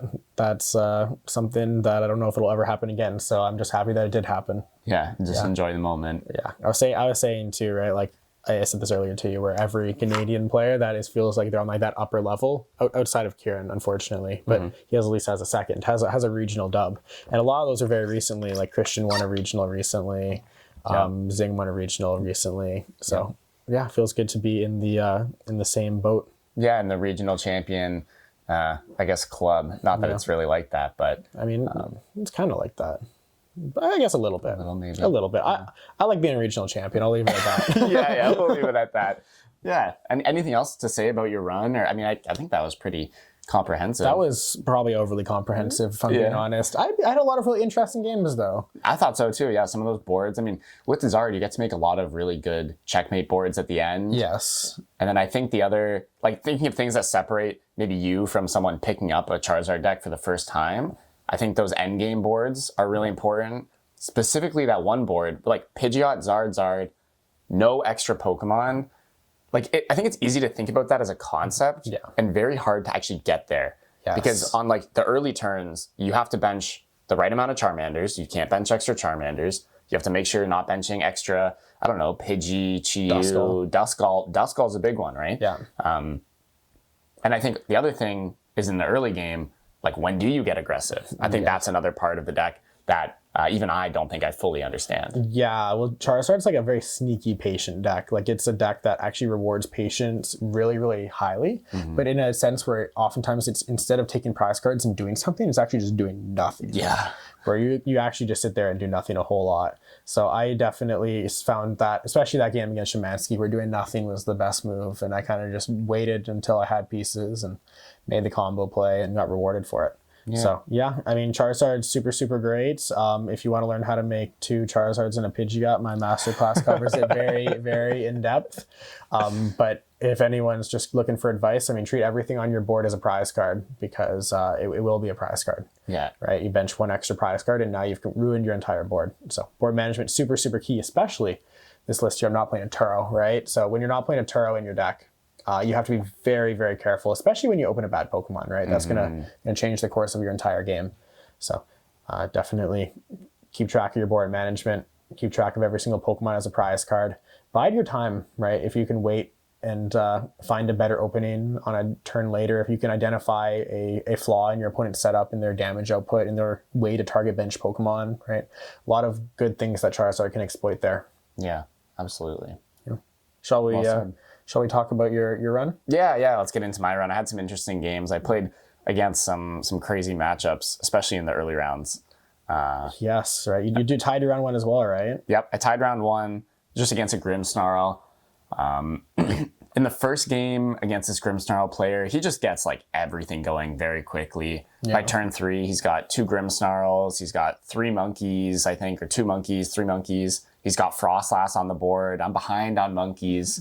He's got Frostlass on the board, eh? Yeah, he put Frostlass on the board, which I think was actually good. Like, honestly, in all my prep, I was prepping against Frost or Grim players that weren't putting Frostlass in play. Yeah. And it felt much more manageable.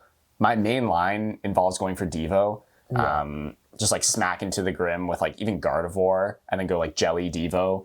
But when they have Frostlass, like sometimes that's not as good. They have Frostlass, like triple monkey. Like even if I Devo them, the Frostlasses and all the monkeys can still get prizes. Yeah.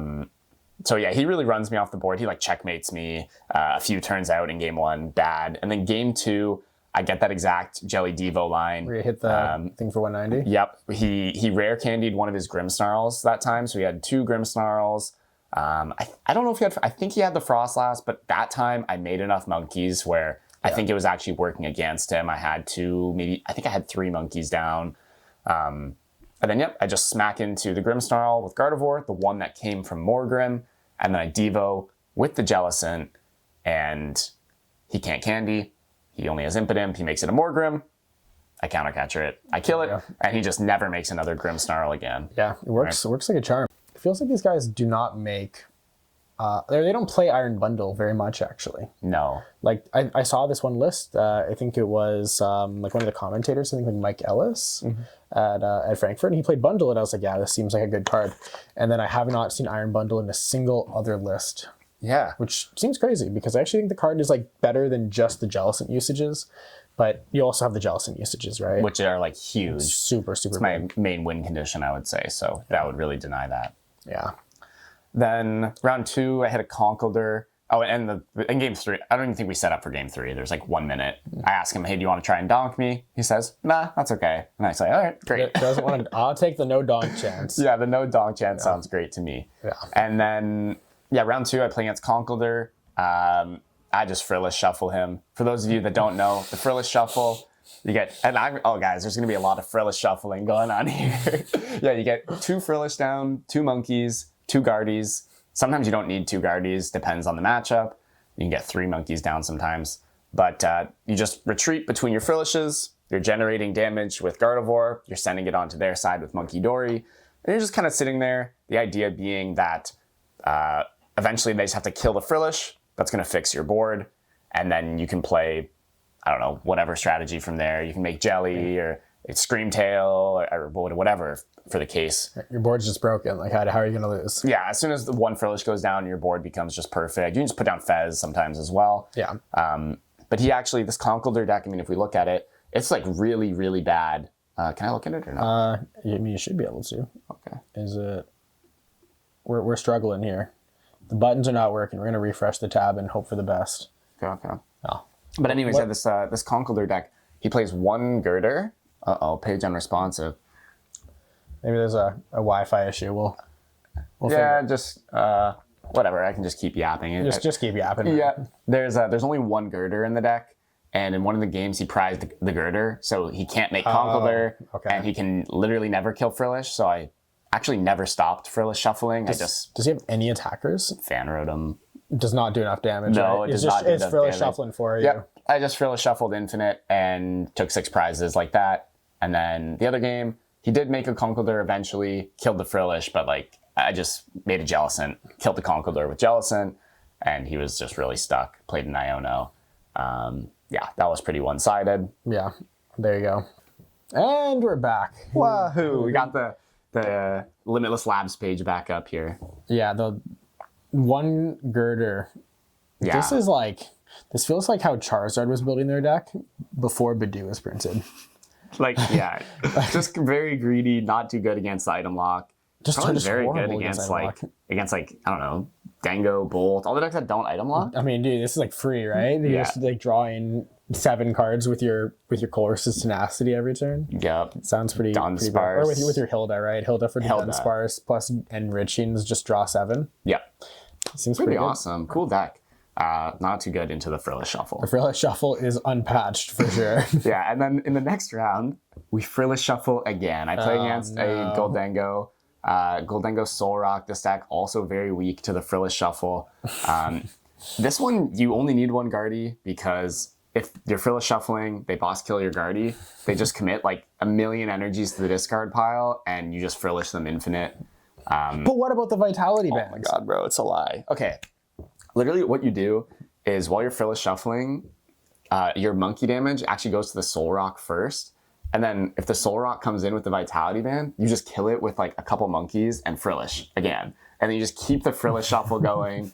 You don't even have to like Frillish Shuffle them infinite and like deck them out. You just Frillish Shuffle for like 3-4 turns, give up 3-4 prizes, and that'll be enough damage to just Devo their whole board. Yeah. So I think one of the games I Frillished him infinite because he killed my Guardy, and then he just didn't have enough energies. Yeah. And then the other one I got a Devo playoff. There you go. Which was pretty cool. Sounds broken. Frillish Shuffle, unpatched ×2. The Frillish Shuffle is actually insane. Oh, and dude, what are these decks you're hitting, man? Yo, this deck was actually crazy. I almost lost to this deck. You almost lost this? Or, well, I almost tied. Is this... Oh, this isn't Iron Thorns. This is actually just Tyranitar. Yes, dude, Yo! This Tyranitar item locks you, and it does 150. He plays Brave Bangle, so he can kill Gardevoir EX. Okay, what do you know about the Tyranitar Shuffle? Dude, until this tournament, I knew nothing about the Tyranitar Shuffle. It's nasty. Look, he's got the Monkey Dory in there too, but the first game he just like bricked, which was great. And then the second game, he gets this up. I prized a Curlia. So I can only make one Guardy. I don't play boss. I literally can never get around the Tyranitar. Oh. And there's one turn. So I know if he ever kills my Gardevoir, like I lost with Tyranitar, right? I can't kill the Tyranitar. And so what I have to do is start mind bending the Tyranitar so that if he draws boss, he's confused and he can't just kill my Guardy. Yeah. I wanted to attack with Screamtail. It just does more damage, but I mind bended. He goes for the boss on my Guardy. Flips tails. Oh, yeah. You're living live on the coin flips too, man. The coin flips definitely went my way. Maybe that's why I don't complain about them too much. But yeah, he flips tails, my Guardy lives, and then I get to have my Guardy the whole game. He never finds the other boss. And I eventually kill the Tyranitar, and I win the second game, and we get the 2-0. This actually does seem pretty scary, man. It is like really hard to deal with that card, honestly. I mean, I feel... It's kind of sad, man. He dropped a 3-2-1. He was still in contention. I know, yeah. He was a father. His kid was there competing. I imagine he was really there to support his kid, which was awesome. That's awesome, yeah. That makes sense. He actually, the Charizard matchup, he lost to a Charizard, man. You just can't really kill a Charizard, I guess. I mean, you can't play... if you make a Pidgeot, right, surely you run away the game. I guess you have to make a Tyranitar pretty quick. Very quick. Maybe he did turn 2... He turned 2 the Tyranitar against me in that second game. It was pretty scary. Now that is broken. Yes. So then, oh my gosh, round 5, I hit another devious Frillish Shuffle. No. The Frillish Shuffle is just lethal. Oh my goodness, Ho and Chiyu. Man, I didn't even see the Ho. This guy was cooking. Dude, this guy is not losing to any Quarterstones. No. Oh, yeah, the Ho would really counter the Cornerstone, eh? Yeah, but he's got the Ho and the Chiyu and 6 fires. 6 fires. And he got to attack with the Ho, He's got the 3rd Charizard as well. Yeah. Oh, yeah, 3 Charizard, I mean. And the 1/1/1 Dusknoir? Oh, my goodness. Yeah, anyways, not to critique his list too hard here, but I guess we do kind of have the Charizard Savant here, so I know about that second Duskull. I also know about Briar, and I don't see a copy of Briar in here. Oh, my gosh, I know. Briar's so broken. We might have some problems, but...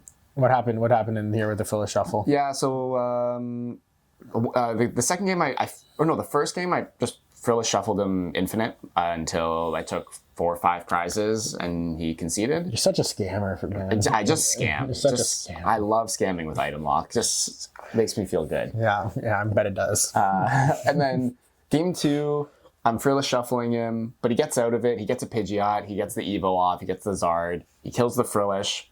And then I believe I Mind Bend the Zard. Oh, he actually, he kills my Frillish with Pidgeot. Oh, okay. Because he didn't want his Charizard to get Mind Bended. But then I just counter captured the Zard and Mind Bended it. Right? And so then he had energies on the Pidgeot. Yeah. And then his Zard was in the active and it was Mind Bended. And then I can't remember exactly what he does, but he ends up attacking, but because he's confused, now he has to invest his quick search to find a mist energy or the jet energy. Yes. And then he can't find boss, so he's not killing my Guardy, he's not putting on enough pressure, he's not developing Dusknoir. No. And then I'm eventually able to just get a really sick Jelly Devo playoff, because I still have that other Frillish on my bench from the Frillish Shuffle. Yes. And then I think I Mind Bend the Zard, and then I might take a turn to Screamtail the Pidgeot or something. and then I end up in an end game where I Devo him, I kill. He had 2 Zards and the Pidgeot, all with energies, and I kill all 3 of them with Devo. He's not even playing Mist, which probably also definitely helped my Devo play go off really smoothly. You can't attack with Ho-Oh if you only play 5 fires, man. You have to play 6 fire, right? I feel like you kind of need to play 6 fires. What does this card actually do? It's 200 if you have a Terra on your bench. But with 5 fires, it's actually I think it's pretty bad because you have to Infernal Rain 3 fires onto it. I mean, you could find your 2 Jets, in a Jet, I guess, or right? 2 in a Mist. You could find them, I suppose, right? But if you don't have the put 3 on the Ho and attach to the Zard the same turn, it's really bad. So I think this card actually kind of demands more fires because I saw that some of the other Charizard lists were playing this card as well, but they were playing 3 Super Odds. Oh wow, what the heck? 3 Super Odds? I don't know if I love it, but... Is this to beat Cornerstone? Is that the idea? I mean, I guess, but the list that we're playing it, I think it was Gabe, Gedimer, I think Evan Pavelski was on the list as well. They were playing Heroes Cape. So they played this Ho-Oh card, but they didn't play Max Belt. So I'm pretty sure they couldn't one-shot a Cornerstone. I'm not really too sure about it. Interesting. You got to get some other... Get a what's Pidgeotto's attack there? Flap? Yeah, you can do a little bit of flapping. Well, flap for 20 and then attack for 200. Hey man, it's the suboptimal Pidgeotto though, man. You should not have that guy in your deck. What does a 90 HP one do? Does it flop or flap? The attack's actually worse. It's 2 for 40. Oh jeez. Okay. Yeah. And we're cooked. How do I get out of here? Yeah, you go back and go to your name there. There we go. We're live. Okay, and then this was actually maybe my first really interesting, kind of complicated game against the Mega Kangaskhan deck.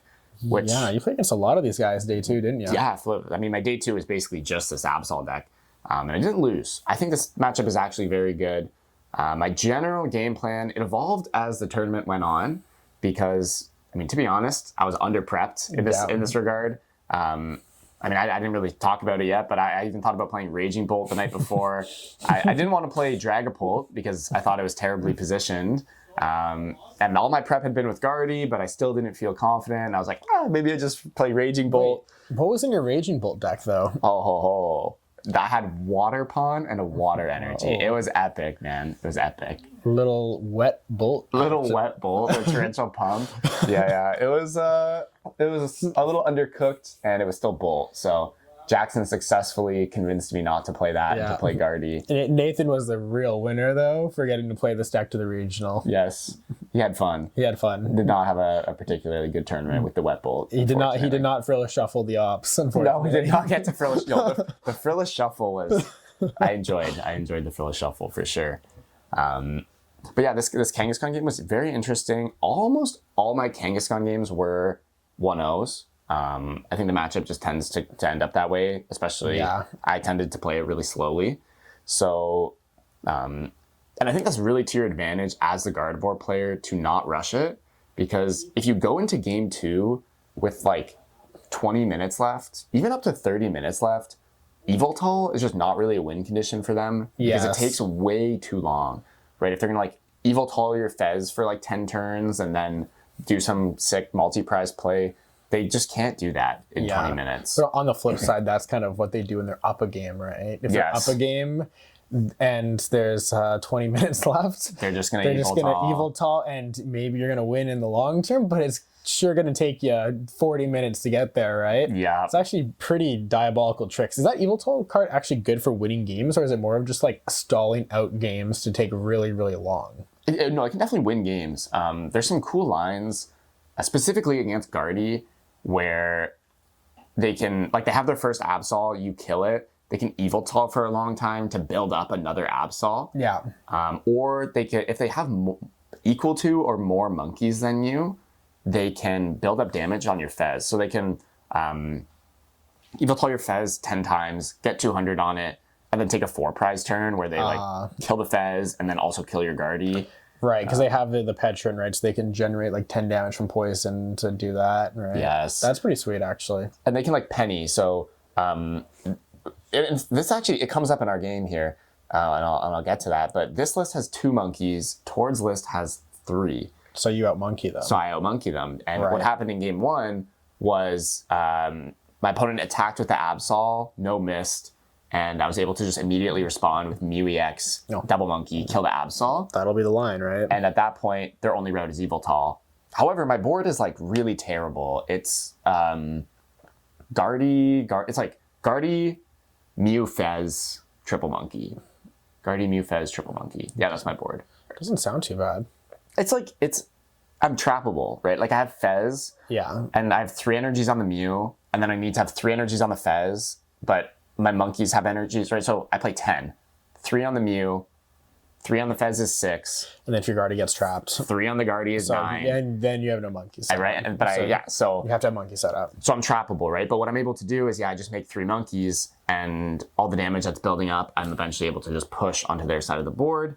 And so I'm effectively generating like 20 damage a turn from this Yveltal. Yeah. And it took a long time, right? But I had enough cards in my deck, and I eventually push enough damage over. I have to fight through a couple pennies, but I'm able to kill like a couple monkeys and whatever else, and I eventually win. You know, the interesting part about deck out wars now with lilies in format is like you have a way to shuffle your hand into your deck without doing it to your opponent as well. That actually, I had that come up one game. I think one game against this deck, or maybe it was on live. I'm not too sure. But you actually do get into these weird deck out situations where now you can refresh your hand and not refresh the opponents, which is pretty nice to do actually. If you're when you're in like the true stalemate, and it's just like whoever attacks first loses, kind of. Yeah. Or they have Cornerstone and they're not attacking because they can't activate Chi-Yu. Right? Yes. It actually just happened in Crustal a lot, where Crustal has no incentive to attack things. Yes. Until there's something that they need to knock out, so they'll just continue passing until there's a threat they can boss. So then you actually get into a deck out war. Yeah. Yeah. And then you have Lily. Yeah. Okay. So then, I win like the 30-minute game 1 after the Yveltal, and then I don't know, we set up game 2, and I don't even know what happens. I probably just start using Frillish. Of course. Of course, man. And then no, we're not there yet. No, we're not there. No, you have. We got a couple more here. I heard that this Guardy Jelly deck is supposed to beat Poltnor. Yo, chill. It is supposed to beat Poltnor. It was a disaster. Fluke game. Okay, wait, hold on. We skipped the Dengo game, but I can summarize it in like 2 seconds. Okay. Guess what happened? Frillish shuffle. I just Frillish shuffled infinite. And I ran out of energies. Nice. This Polt Dust game. So game 1, I like don't play, like draw pass, get blown up. But and then game 2, I kill his Budu with the Frillish. So for those of you that don't know, the reason this matchup is so good for Jelly Guardy is turn 1 you attach to Frillish, turn 2 you attach to Monkey, and then when they itchy pollen you move 10 and you kill their Budu with Frillish. Now they're item locked, you're not. You get to play the game, and then eventually you get like some Mew Clefairy play that just ends the game. You make a Guardy and it works out eventually, right? Right. Once the Guardy's up, I mean, your deck just does everything into this deck. They don't get Counter Catcher, they don't get Stretcher, they don't get Candy now, which is actually a pretty big deal. Yes. Like 4 candies, that's a fair amount of candies. Yep. Yeah. So game 2, I get the Frillish up, and that's what happens. I get the Guardy. And then game 3 is actually really interesting. So I kill the Budu relatively quickly. I don't get like the turn 2 Monkey. I whiff a turn 1 attachment or something, or I have to attach to Ralts to retreat into the Frillish. So I don't get the turn 2 kill the Budu. Yeah. Which means I'm item locked a little longer. And when I 2-shot the Budu, my opponent actually had like kind of an egregious turn, in my opinion. He went Lily, and the only way he can board wipe I double Kirlia on the bench. And so the only way he can board wipe me is Dusknoir 1, Dusclops the other, Phantom Dive. And he's item locked by Frillish. And he lilies, and he draws into Dusknoir, Dusclops, Dragapult. And he's playing 2 Dragapults, by the way. Yeah, he just had it. And he's just the best. 1 Dusknoir. Yeah. 2 Dusclopses, and he just has all of them. No, that's pretty good. Yeah, he was very talented. I wish I had that aura. He actually did have aura against you. It looked like he was chatting you up in that game. Yeah, he was. He was a really nice guy. He played it really well, to his credit as well. But the game is still live. So he blows up all my Kirlias. He has now 3 prizes. I have 4 because I got 2 from the Dusknoir. It's not actually that bad. Or I have 3 because I also killed a Budu. So we're tied on 3. Tied 3-3. Okay. We're tied 3-3. And then there's no Dusknoir pieces on the board. And he has no Dusk pieces on the board. Oh, you're live, man. Right, it's on live. So what I do, I actually have like an interesting kind of decision. Well, it was kind of interesting. He has a bajillion cards because he lilies and then he takes the 3 prizes. So he has like 8 cards. And I have the option. What I need to do is I need to Super Odd back the Kirlias and then Evo. And so I was trying to debate whether Iono was necessary. I had Arven. Yeah, so I can Arven box. Just Arven box, Rod, Evo, get the Iono for next turn, whatever. Artisan, get a Weltso. Yep. Or I can Iono and try to hit the box. My deck was like pretty small at this point. Okay. So I was like, do I try to hit the box? I ended up not. I just played the Arven. You like Fez on the board as well because you need like to. I could have had Fez. I was like, you need to have Fez on the board because you Iono yourself to 3. That's not enough cards to box. I know. Oh yeah. Okay, yeah. I would need. I would need the Fez. Yeah, I could have Fez, but I ended up just Arvening, Super Odd, Evo.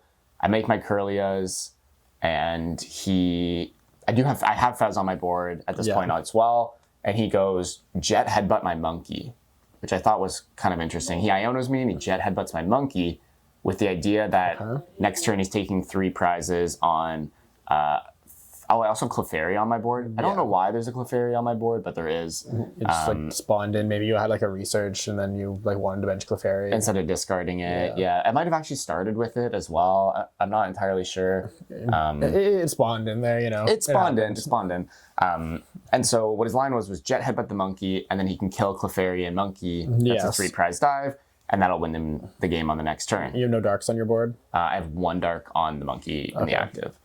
And so what ends up happening is he Ionos me, and I need to find Gardevoir plus Mew. Yeah. Actually, I think I pre-benched the Clefairy because I saw this coming. Then I didn't need to find Clefairy, Mew, and Guardy on this turn. So you were the seer. Yeah. I saw the vision. You saw the vision. And so he Ionos me, I draw research, and then I research, and I just don't draw Gardevoir. And then... Yeah, I think I saw that you found like... I think you found a Gardevoir, but you... I found Ultra Ball. Yeah, Ultra Ball. But I didn't find Mew plus Ultra Ball or Guardy, right? I didn't find it. I remember watching this, and you were like... I think you had drawn like 3 cards off the research. He's like, you must have it, right? And you're like, I got really, really good odds. Yeah, dude, I did. I had 3 Ultra Balls in my deck. Guardy, Night Stretcher, Mew, and he Iono'd me the turn before, and he Iono'd like 7 cards to the bottom that were all not out. And then I also had some amount of Arvens and like researches. Yeah. I felt so good about my odds that I just like missed. Yeah. And I was like, okay, this is why historically I haven't liked this deck. Yeah. And so I get kind of scammed. But you did plenty of scamming yourself. Oh my god, I did. Yeah, that was probably deserved. You are the scammer. Okay. There's no more Frilla shuffling from here on out. No, there's just the gauntlet. Straight Absol. Straight gauntlet with one freebie tucked in there. Right, you got 1 Raging Bolt. Oh well, I mean round 9 was also a little bit of a freebie. Oh, what happened in round 9? My round 9 opponent did not show up at 7. What am I? 7-1-1? 6-1-1? 6-1-1 didn't show up. That was super nice. I was getting really tired at the end of day 1, and I really would not have enjoyed a game against Absol at this point, and so I definitely got blessed there. Dude, you didn't even hang out Saturday night, man. No.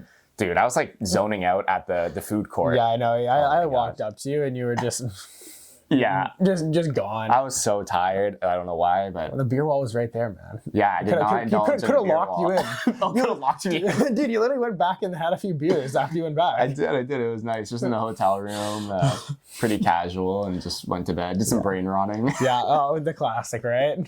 Just unwind. Yeah. And come back strong for the next day. Yeah, I mean, I came back strong after. Yeah, you did indulge on the beer wall. You won the tournament. I was indulging on the beer wall. I actually indulged on the beer wall and then went 7-5 in Milwaukee the previous year. So it's a 50% success rate. Okay. Yeah, no. So basically, if you indulge on the beer wall, you win the regional 50% of the time. Statistically, that is true. For me. No, in general. Like, this is an advisable strategy. Just an advisable strategy. I mean, and Neil was on the beer wall as well, but he did not make day 2. He was Yeah, he was tournament, indulgent. Yeah, I actually was just listening to the Shift Gear podcast. He said that shout out to the Shift Gear podcast. I know you're watching. He said it was his first day 2 he missed since February. Oh wow. Yeah, so I felt I was pretty sad for Anil Inder. Anil Inder. Yeah. Oh my gosh. This guy with his Arvinder crap. He's such a unserious person. So unserious. I love the guy. Completely unserious. Yeah. Actually, I had this guy. There's this guy. Oh, this is actually a good story. My winning in at Toronto. This is totally off topic, but my winning in at Toronto, there was this guy in the crowd that was just telling everyone that he was my brother. Okay. Just this random, he's just got this like large dude with a huge beard, does not look at all like me, aside from the fact he's just white. Yeah, okay. And he's like, that's my brother on stage. And he's like convincing everyone. And I walk off, and this guy like walks down, and he's like, can you sign my dark patch? Oh my gosh, the dark patch. Yeah. And then I saw this guy again at Milwaukee, and he was in the stream crowd, and he was still shouting. He was like, we're gonna make some t-shirts, and I was like, oh dude, you guys are so unserious. And then his friend was like, a man once told me, why so serious? Oh my gosh. The Joker reference. Yeah, dude, it's just so funny, dude. And sounds like a fun guy. Yeah, and I was just like I was like just dazing out. I was like, what is going on? What are you even talking about right now? I'm like, where am I? Yeah. All right, that was very off topic. So you're feeling, so you're 7-1-1. Yeah, that was pretty good. I still didn't feel good though. I felt, I don't know, like a lot of these wins in day 1 were like really good matchups, Frillis Shuffle. I was kind of still feeling a little shaky on Gardevoir, to be honest. That Absol game in round 6 did give me some confidence. I felt like I navigated that one well. Yeah. Although I did just kind of like blow up the Absol on turn 2 with Mew. Like that was... And sick. Yeah, that was pretty sick. Yeah. But yeah, I felt okay. And then really like round 10, 11, 12, I thought I played these games very well. And that gave me a lot of confidence to close out the tournament. Round 10, really interesting. These Absol games are always really interesting and slow paced. Same theme. Game 1 is pretty much the only game we play. It's 34 minutes long.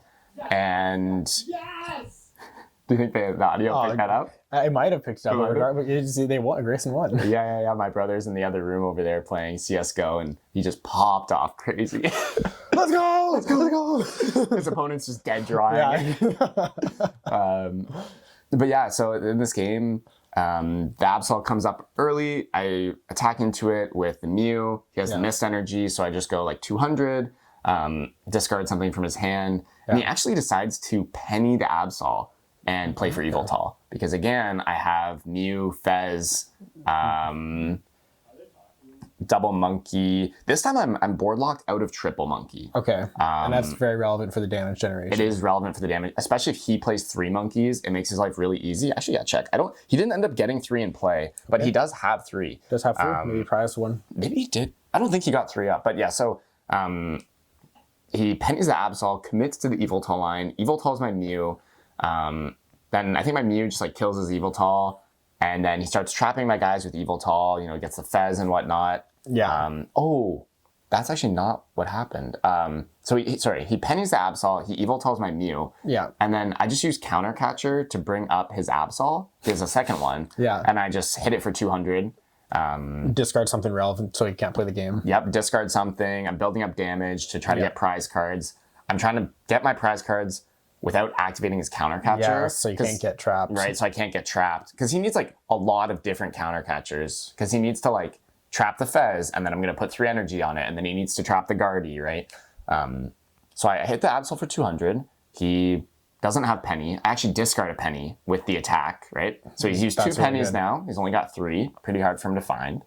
And then on the next turn, I maybe use some monkeys. He traps my Mew again. I use my other Counter Catcher. I bring up his Kangaskhan, and I hit it. And I actually didn't want to kill it, but I flip 2 heads, and I kill his Kangaskhan. So my Mew EX is just the Kangaskhan killer. You're a killer, dude. I know, I did have some good... But I actually in this situation, I didn't want to kill the Kangaskhan, because I killed it, And then Give him counter catcher. And then he counter catchers me. And then he traps me, which was kind of awkward. I wasn't ready for that. I wanted to generate more damage and then like Iono and take like a 5-6 press turn. Yeah, right. Maybe even take 6 on the Absol and the Kangaskhan, right? I would 2 pennies, right? Totally happen. Right. But I flip double heads, kill the Kangaskhan, he traps me, he traps my Fez. So I start putting energies on it. And, I actually didn't tell him this in the game, but we end up at the very end of the game in a position where I have 2 energies on the Fez. Yeah. And I'm threatening next turn to attach my 7th Psychic. All my energies are accounted for and committed, except for my 7th Psychic energy, which is actually my last prize card. And so my Fez is in the active with 2 Psychics, and he concedes the game. Sounds like you got to play your outs. Yeah. That's... How much time is left on the clock? Is there like an argument to like scoop and just not see it? Like how much time is left? 16 minutes. You're just not finishing the game 2 anyways, right? You just kind of play for your equity there. That's what I think, yeah. But he concedes. He thinks I have the 7th Psychic. You're pretty good at bluffing. I've noticed that. Yeah, I was good at bluffing. I was actually like bluffing. Is bluffing allowed in Pokemon? It's like not. So like I can't really like verbally bluffing. You mean? No, like with my mannerisms, right? So like he's about to clutch my Yveltal. And he's like thinking, and so what I do is I just like put 20 damage on my guy and like go to draw my card really quickly and pretend like I'm just gonna like slam down the Psychic immediately. Yeah. Right. And then he's like, oh, like I didn't attack, and I was like, oh, sorry, like I guess I got excited. Oh yeah. Maybe that's fair then, right? Yeah. And so then he just concedes. That is actually very interesting. But I mean, bluffing it's like very subtle, right? It is like an effect. It happens a lot in juniors. Yeah. Like the junior kids, I swear, like they're actually like really good bluffing. Actually, this is another tangent, but I saw this Worlds game. It was juniors. It was like a win-in for top 32. And this kid starts like crying in the middle of the top 32 game, like he's about to lose. And I don't know exactly what happens, but maybe his opponent like doesn't Iono him or something, like it's Gardevoir versus Dango. And then he just like slams down boss double superior energy retrieval. Oh my God. And it's like this Japanese kid just starts cheering, and then like all the parents from Japan start cheering with him. And I was like, dude, insane. This is like actually wild. That is insane. Yeah, okay, so if we're talking, that's like a bit much. Yeah, I was like, if we're talking about bluffing, like that right there is the bar, right? Yeah. Like that was kind of crazy. Oh my gosh, did the judges get involved with that? 'Cause I don't think I don't know. Like you're not allowed to lie to your opponent. You cannot tell. Like if I tell my opponent I have boss in hand, I don't think you can do that. I don't actually know. I don't tell my opponent I have boss in hand, but I try to exude the potential that I could have boss in hand. The boss aura. Yeah, I always have it, man. Right? Like they always have it. You need to Iono me right now. Yeah, do you like the guy on Twitter? Is like Dan 6'3", that guy? No. Okay, it's like this Twitter guy who always like signs his tweet with like sincerely Dan and then in brackets 6'3". Okay. He has this TikTok account, and he popped up on my TikTok feed, and it's just like the opponent that always has it, and it's like 20 clips of him just like they're having game boss. It's like, and I have it. Oh, I will always have it. I always have boss. There's nothing you can do to stop me.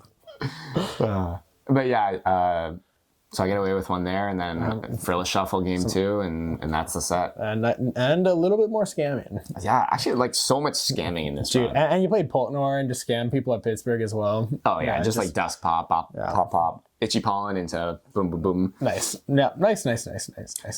Yeah. Anyways, so yeah, in this round 11, I play against Bolt. The start is really interesting. My hand's like terrible. I have one Nest Ball. It needs to be for Fez. So turn 1, I have a Clefairy, a Ralts. Attach to the Clefairy, so I can threaten the Clefairy attack when the Baby Bolt kills my Ralts. Yeah.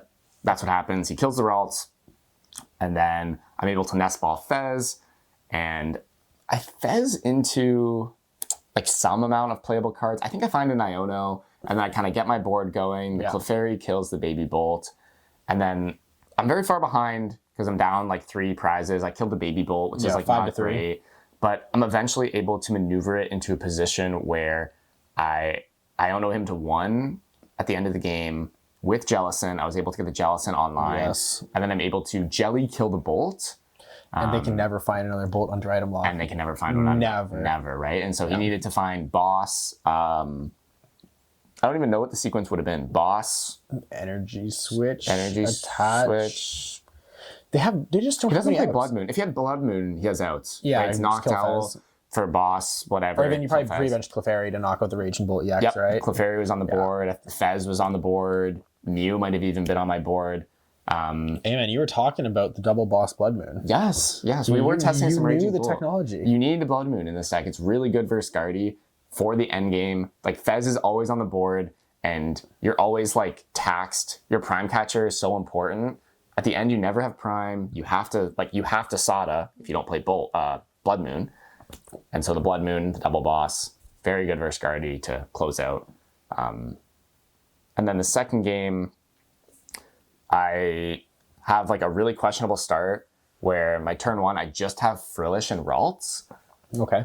And my opponent decides to kill the Frillish instead of the Ralts with the Baby Bolt. With Baby Bolt, yeah. Which I actually think is correct. Do they have a Raging Bolt EX on the board? Because if they don't, I think it's actually good to knock out the Frillish. Yeah. Because otherwise, you get Frillish for like 4 turns straight, and you never find a Raging Bolt EX on the board. And sure, you take a bunch of prize cards, and then exactly like you said, they just go Iono, knock out your baby, Raging Bolt, and like the game is pretty much over. You actually don't even get a lot of prize cards. So if he kills my Ralts, next turn I go bench Clefairy, evolve to Jelly, attach second energy, kill the Baby Bolt. Oh. Just kill it. Oh, you just knock it out. Yeah. You right? Yeah, I think I like killing the Frillish then. Yeah. So he kills my Frillish, but then my hand was just like sick. I was holding Secret Box, and I actually had Secret Box on turn 1. My board was Ralts Frillish, and I think I just like didn't play the Secret Box. I don't remember. My memory is like kind of questionable when it comes to situations like this. I feel like that doesn't make a lot of sense. You say knock out your Frillish. If you knock out Frillish, then you get the turn 2 jelly thing, and then you keep yourself flexible for Candy Guardy as well. Yeah. I mean, it seems like semi-reasonable. I think I played a supporter and then found, like, I think I played, like, I went draw, Iono into box. Like, what are you going to box for outside of, like, another Ralts, right? Right, like, get Arven. And then maybe get judged. And then... Or get Artisan, I mean. Yeah, and then maybe get judged. So, yeah, I kept the versatility for either the Evolve to Jelly, bench Clefairy, and then the Candy Guardy. So he kills me, I Candy the Guardy, and then I think I end up just, like, Scream-tailing a Hoot, and then I bench another Frillish. And again, I'm just threatening this Jellicent play. So strong.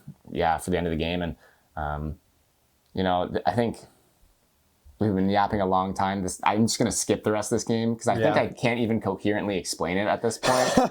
But it was a very good game where I just was able to maneuver a strong prize map. And in the second game, I didn't need to get the jelly involved. I won the prize straight out, right? Understood. Yeah. It's okay. You're almost there. I'm almost there. Home stretch on this run. You got 2 more games that were already matchups that you've already yapped out a bunch. So you're legally entitled to speed through them. Yes. And then you have the most, out of all matchups in the format, this might just be the biggest scam of any matchup in the format. The Jelly Guardian. Yeah. Oh my gosh. I'm actually like CEO of scamming. This is amazing. So yeah, round 12. This one was on stream. I hit the double heads. Mew Kangaskhan attack. Sick. Yeah. Okay. So there's like a few interesting moments to talk about from this game. The first one. Have you seen this game or no? Probably not. Right? I just saw the clip. The clip. Okay. Yeah. So there's like one turn where I have Double Monkey. He attacks with the Absol, and there's no mist, and I could like research and try to hit Candy Guardy Mew, and if I do, like I probably win. Yeah. But instead of doing that, I just played Arven. And I made 2 Curlias, and then I just used Curlia's attack to search like Double Guardy Mew. So if you get hit with Absol, your hand's still playable? My hand's like sick. My hand's like Research Iono, Mew Guardy. Oh, so if he hits you with Absol and doesn't have a mist, it's just like over. Exactly, right? Then I'm just, right, and he didn't have the mist on the previous turn, so I was like, hey, maybe he just doesn't draw the mist. Yeah. But then he did draw the mist.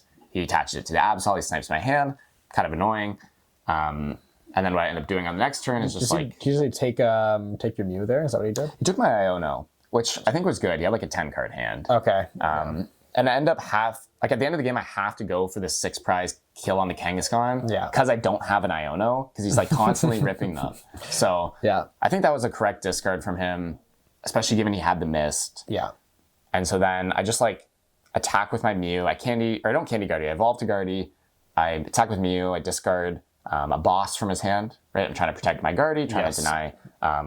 Like Absol, kill Guardy, snipe a card from your hand. Devastating. Like, it's so hard to make a Guardy. And you just researched away your other Guardy because you got your Iono sniped. Yes, because I got the double Guardy so that the Guardy doesn't get discarded. Maybe I don't need double Guardy there.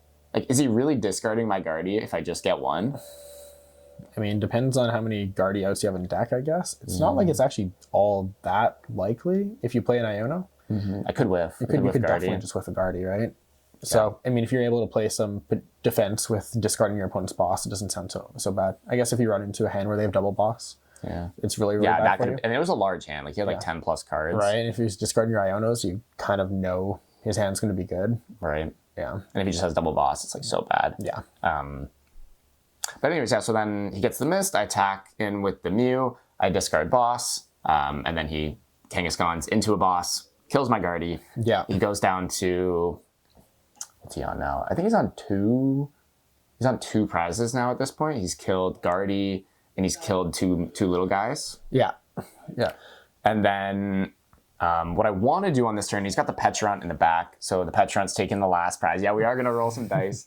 But what I actually wanted to do was Iono him and then just like kill the Absol with Monkey and then kill the Petch with Tail. I could kill it with Guardy even. Yeah. His win condition would be Blood Moon Boss, so the Guardy is fine. Okay. He doesn't have another attacker set up? No, he doesn't have another Absol. Just one energy on the Petch. I think one energy. I remember seeing the end of this game, right? There was one energy on the Petch. E-switched to it, right? Yes. Yes. And so then I don't have Iono. That Iono play would have been really good. And if he didn't kill my Guardy, what I would have been able to do was start my turn with Embrace and then Monkey kill the Absol, draw 3 prizes, and my Secret Box was prized.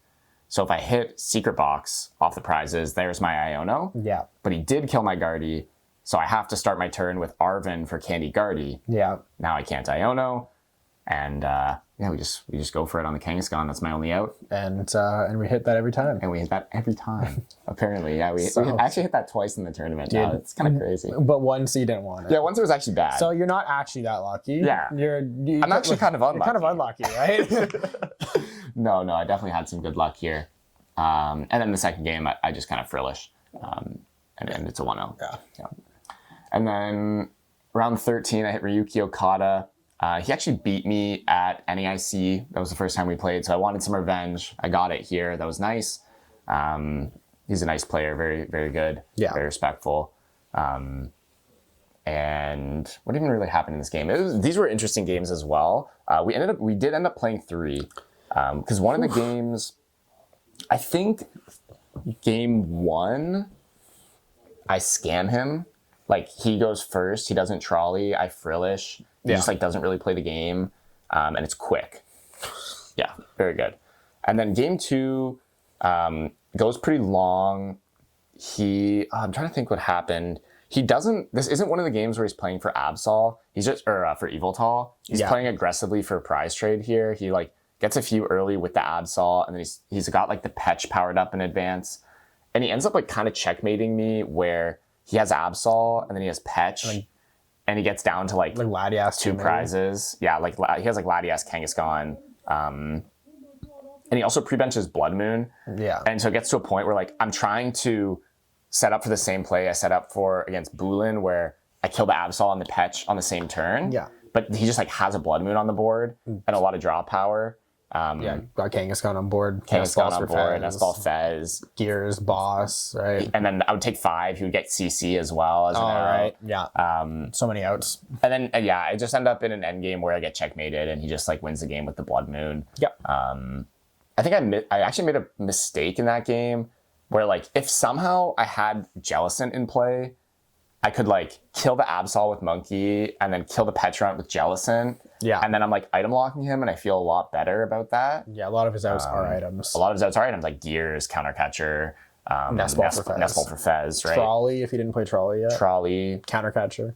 I think he trolleyed, I don't know. But so then I lose that one. And then game 3 is really weird. I like frillish him and he doesn't like we both have terrible starts. I have frillish and like nothing. He like starts manually attaching to Absol. I like make Jellicent and I'm just like smacking him for 80 with like no board. Like just Jellicent and maybe a Ralts. Like I don't even know if I had a Ralts and I'm smacking him. I eventually just manually attach 4 times to the jelly. I'm smacking him. There you go. At some point I draw an Iono and then we both get to play the game. Yeah. He Absols and kills my Jellicent. I think I had a second frillish on my bench. So he Absols, he kills my Jellicent, and then I just go like get the Jellicent back, I kill his Kangaskhan on the bench. It had 160 from Jellicent, just me smacking into it. Yeah. I killed the Kangaskhan with Jellicent, and then I used some monkeys to put some damage on the Absol. So if he hits you with Absol, it's just over. Yeah, and I don't remember exactly what he does, but he like he can't attack with the Absol. Yeah. And so he just like does something terrible, like a pass, or I don't even know what he did. Yeah. And then I just like scream-tailed, killed something. Yeah. And then he was checkmated and I won that last one. Yeah, you just have 2 attackers on the board. I feel like that's a pretty common theme right now. You get 2 attackers ahead in the prize trade and you kind of just checkmate your opponent in a lot of situations. Yeah. This matchup seems to come up a lot where you need to safeguard your board with like an attacker and a Guardy, and also potentially a Fez or a Mew on the bench, so you have like playability no matter what they hit. Because it's like there's much more of a dual threat when they're taking knockouts and discarding cards from your hand.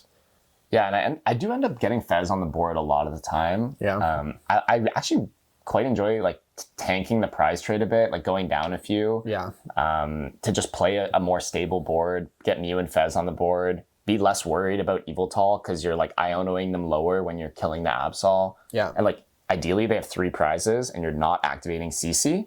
That's a big deal. Yeah. Will you want Turo in your deck going forward? Like after playing this matchup 5 times or whatever? Maybe. If I had Turo, I'm definitely just like jamming Fez and Neo on my board every single game, and it would feel great. Because I noticed that like a lot of Guardian lists were on Turo this weekend. So Yeah. of course you can afford to play Turo when you don't have as many researches in your deck. Like you played all of 1 research in your deck? I played 2. I did play 2, yeah. I could play 2 Lilies though, and then I could get the You Turo. have the least amount of lilies out of any player in top 8, I think. That's hilarious. I actually looked at this because I wanted to see how many copies of lilies were in top 8, and you had 1, and then there was a lot of Guardian lists that had 4. Yeah, I know there was a lot that had 4. I like love Arven. Yeah, I noticed that. It's like you're playing 3 Arvens in a format where Lily's Determination, Research, and Iono are legal. Nah. Arven, bro. And you know why?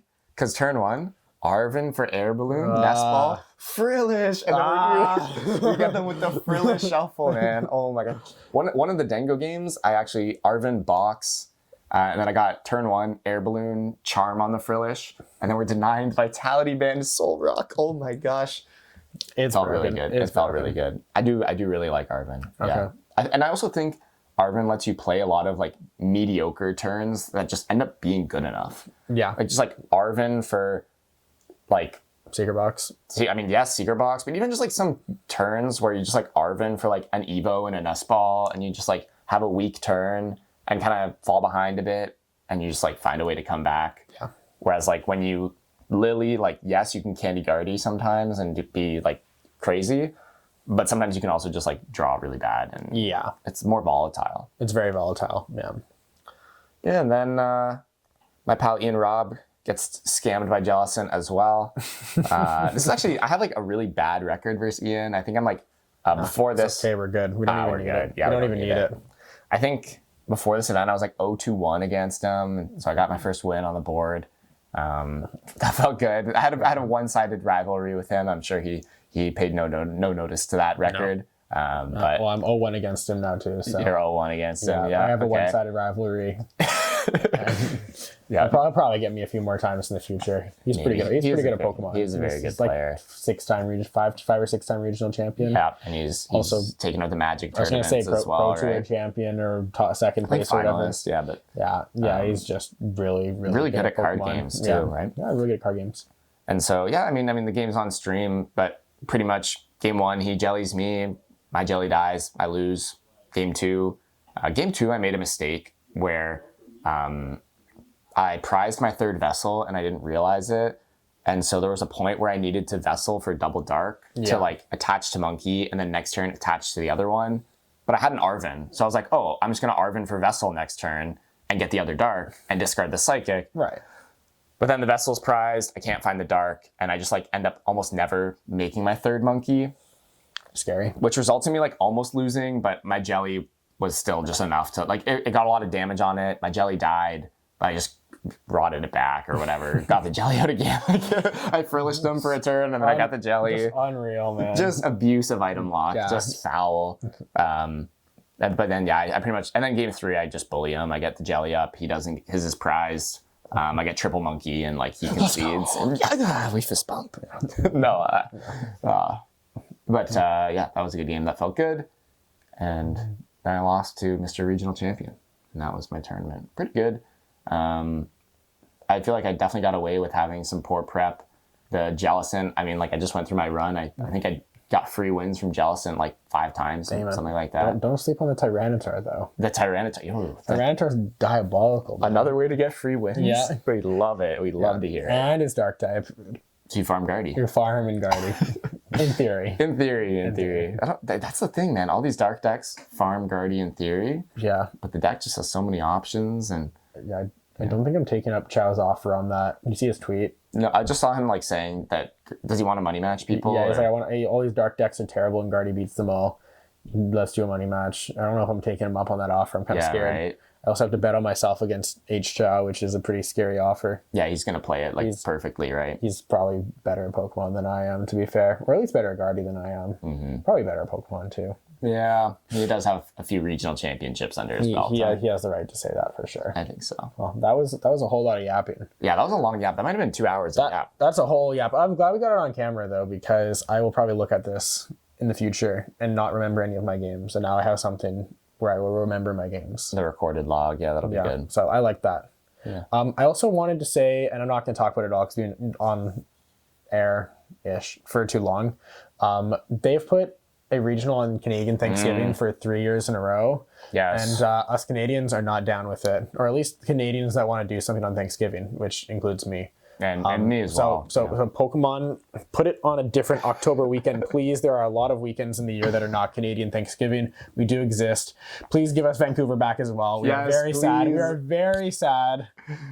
There's still 4 regionals to be announced. I know one's Indian, one's Orlando, but I'm still holding on for the hope that one is Vancouver. But Seattle, man, like it's right there. But Portland they got rid of Portland. Okay. We could I would love Vancouver. I always love Vancouver. I always love Vancouver. It's like my favorite city to visit during the year. It's really nice on the water, the venues on the water, and like the mountains in the background, right? It's so nice. Yeah. Yeah. Well, hopefully we get to Vancouver, but thank you everyone for watching our 2-hour yap sesh. I promise we will never do another 2-hour episode. I cannot. You win another regional. Who knows? I mean, this is a lot, man. This is a whole lot of yap. And we have to now edit out 4 different segments because your stupid camera can only go 30 minutes. Yo, ChatGPT couldn't solve the problem, bro. I asked ChatGPT why my camera does this. Oh my gosh, without ChatGPT, I'm useless, man. Oh, man. Yeah, you're cooked, buddy. You're cooked. Oh, my God. It's over for me. It's over. I need to ask ChatGPT how to, scam more people with item lock. It'll be like Tyranitar. I was going to say, Tyranitar from Paldea Evolved is a fun and explosive option that you might be able to try. Oh my gosh. All right, well, thank you everyone for tuning into the Wonder Tag podcast as always. We'll see you guys next week and for half the duration for sure. Yeah. Peace.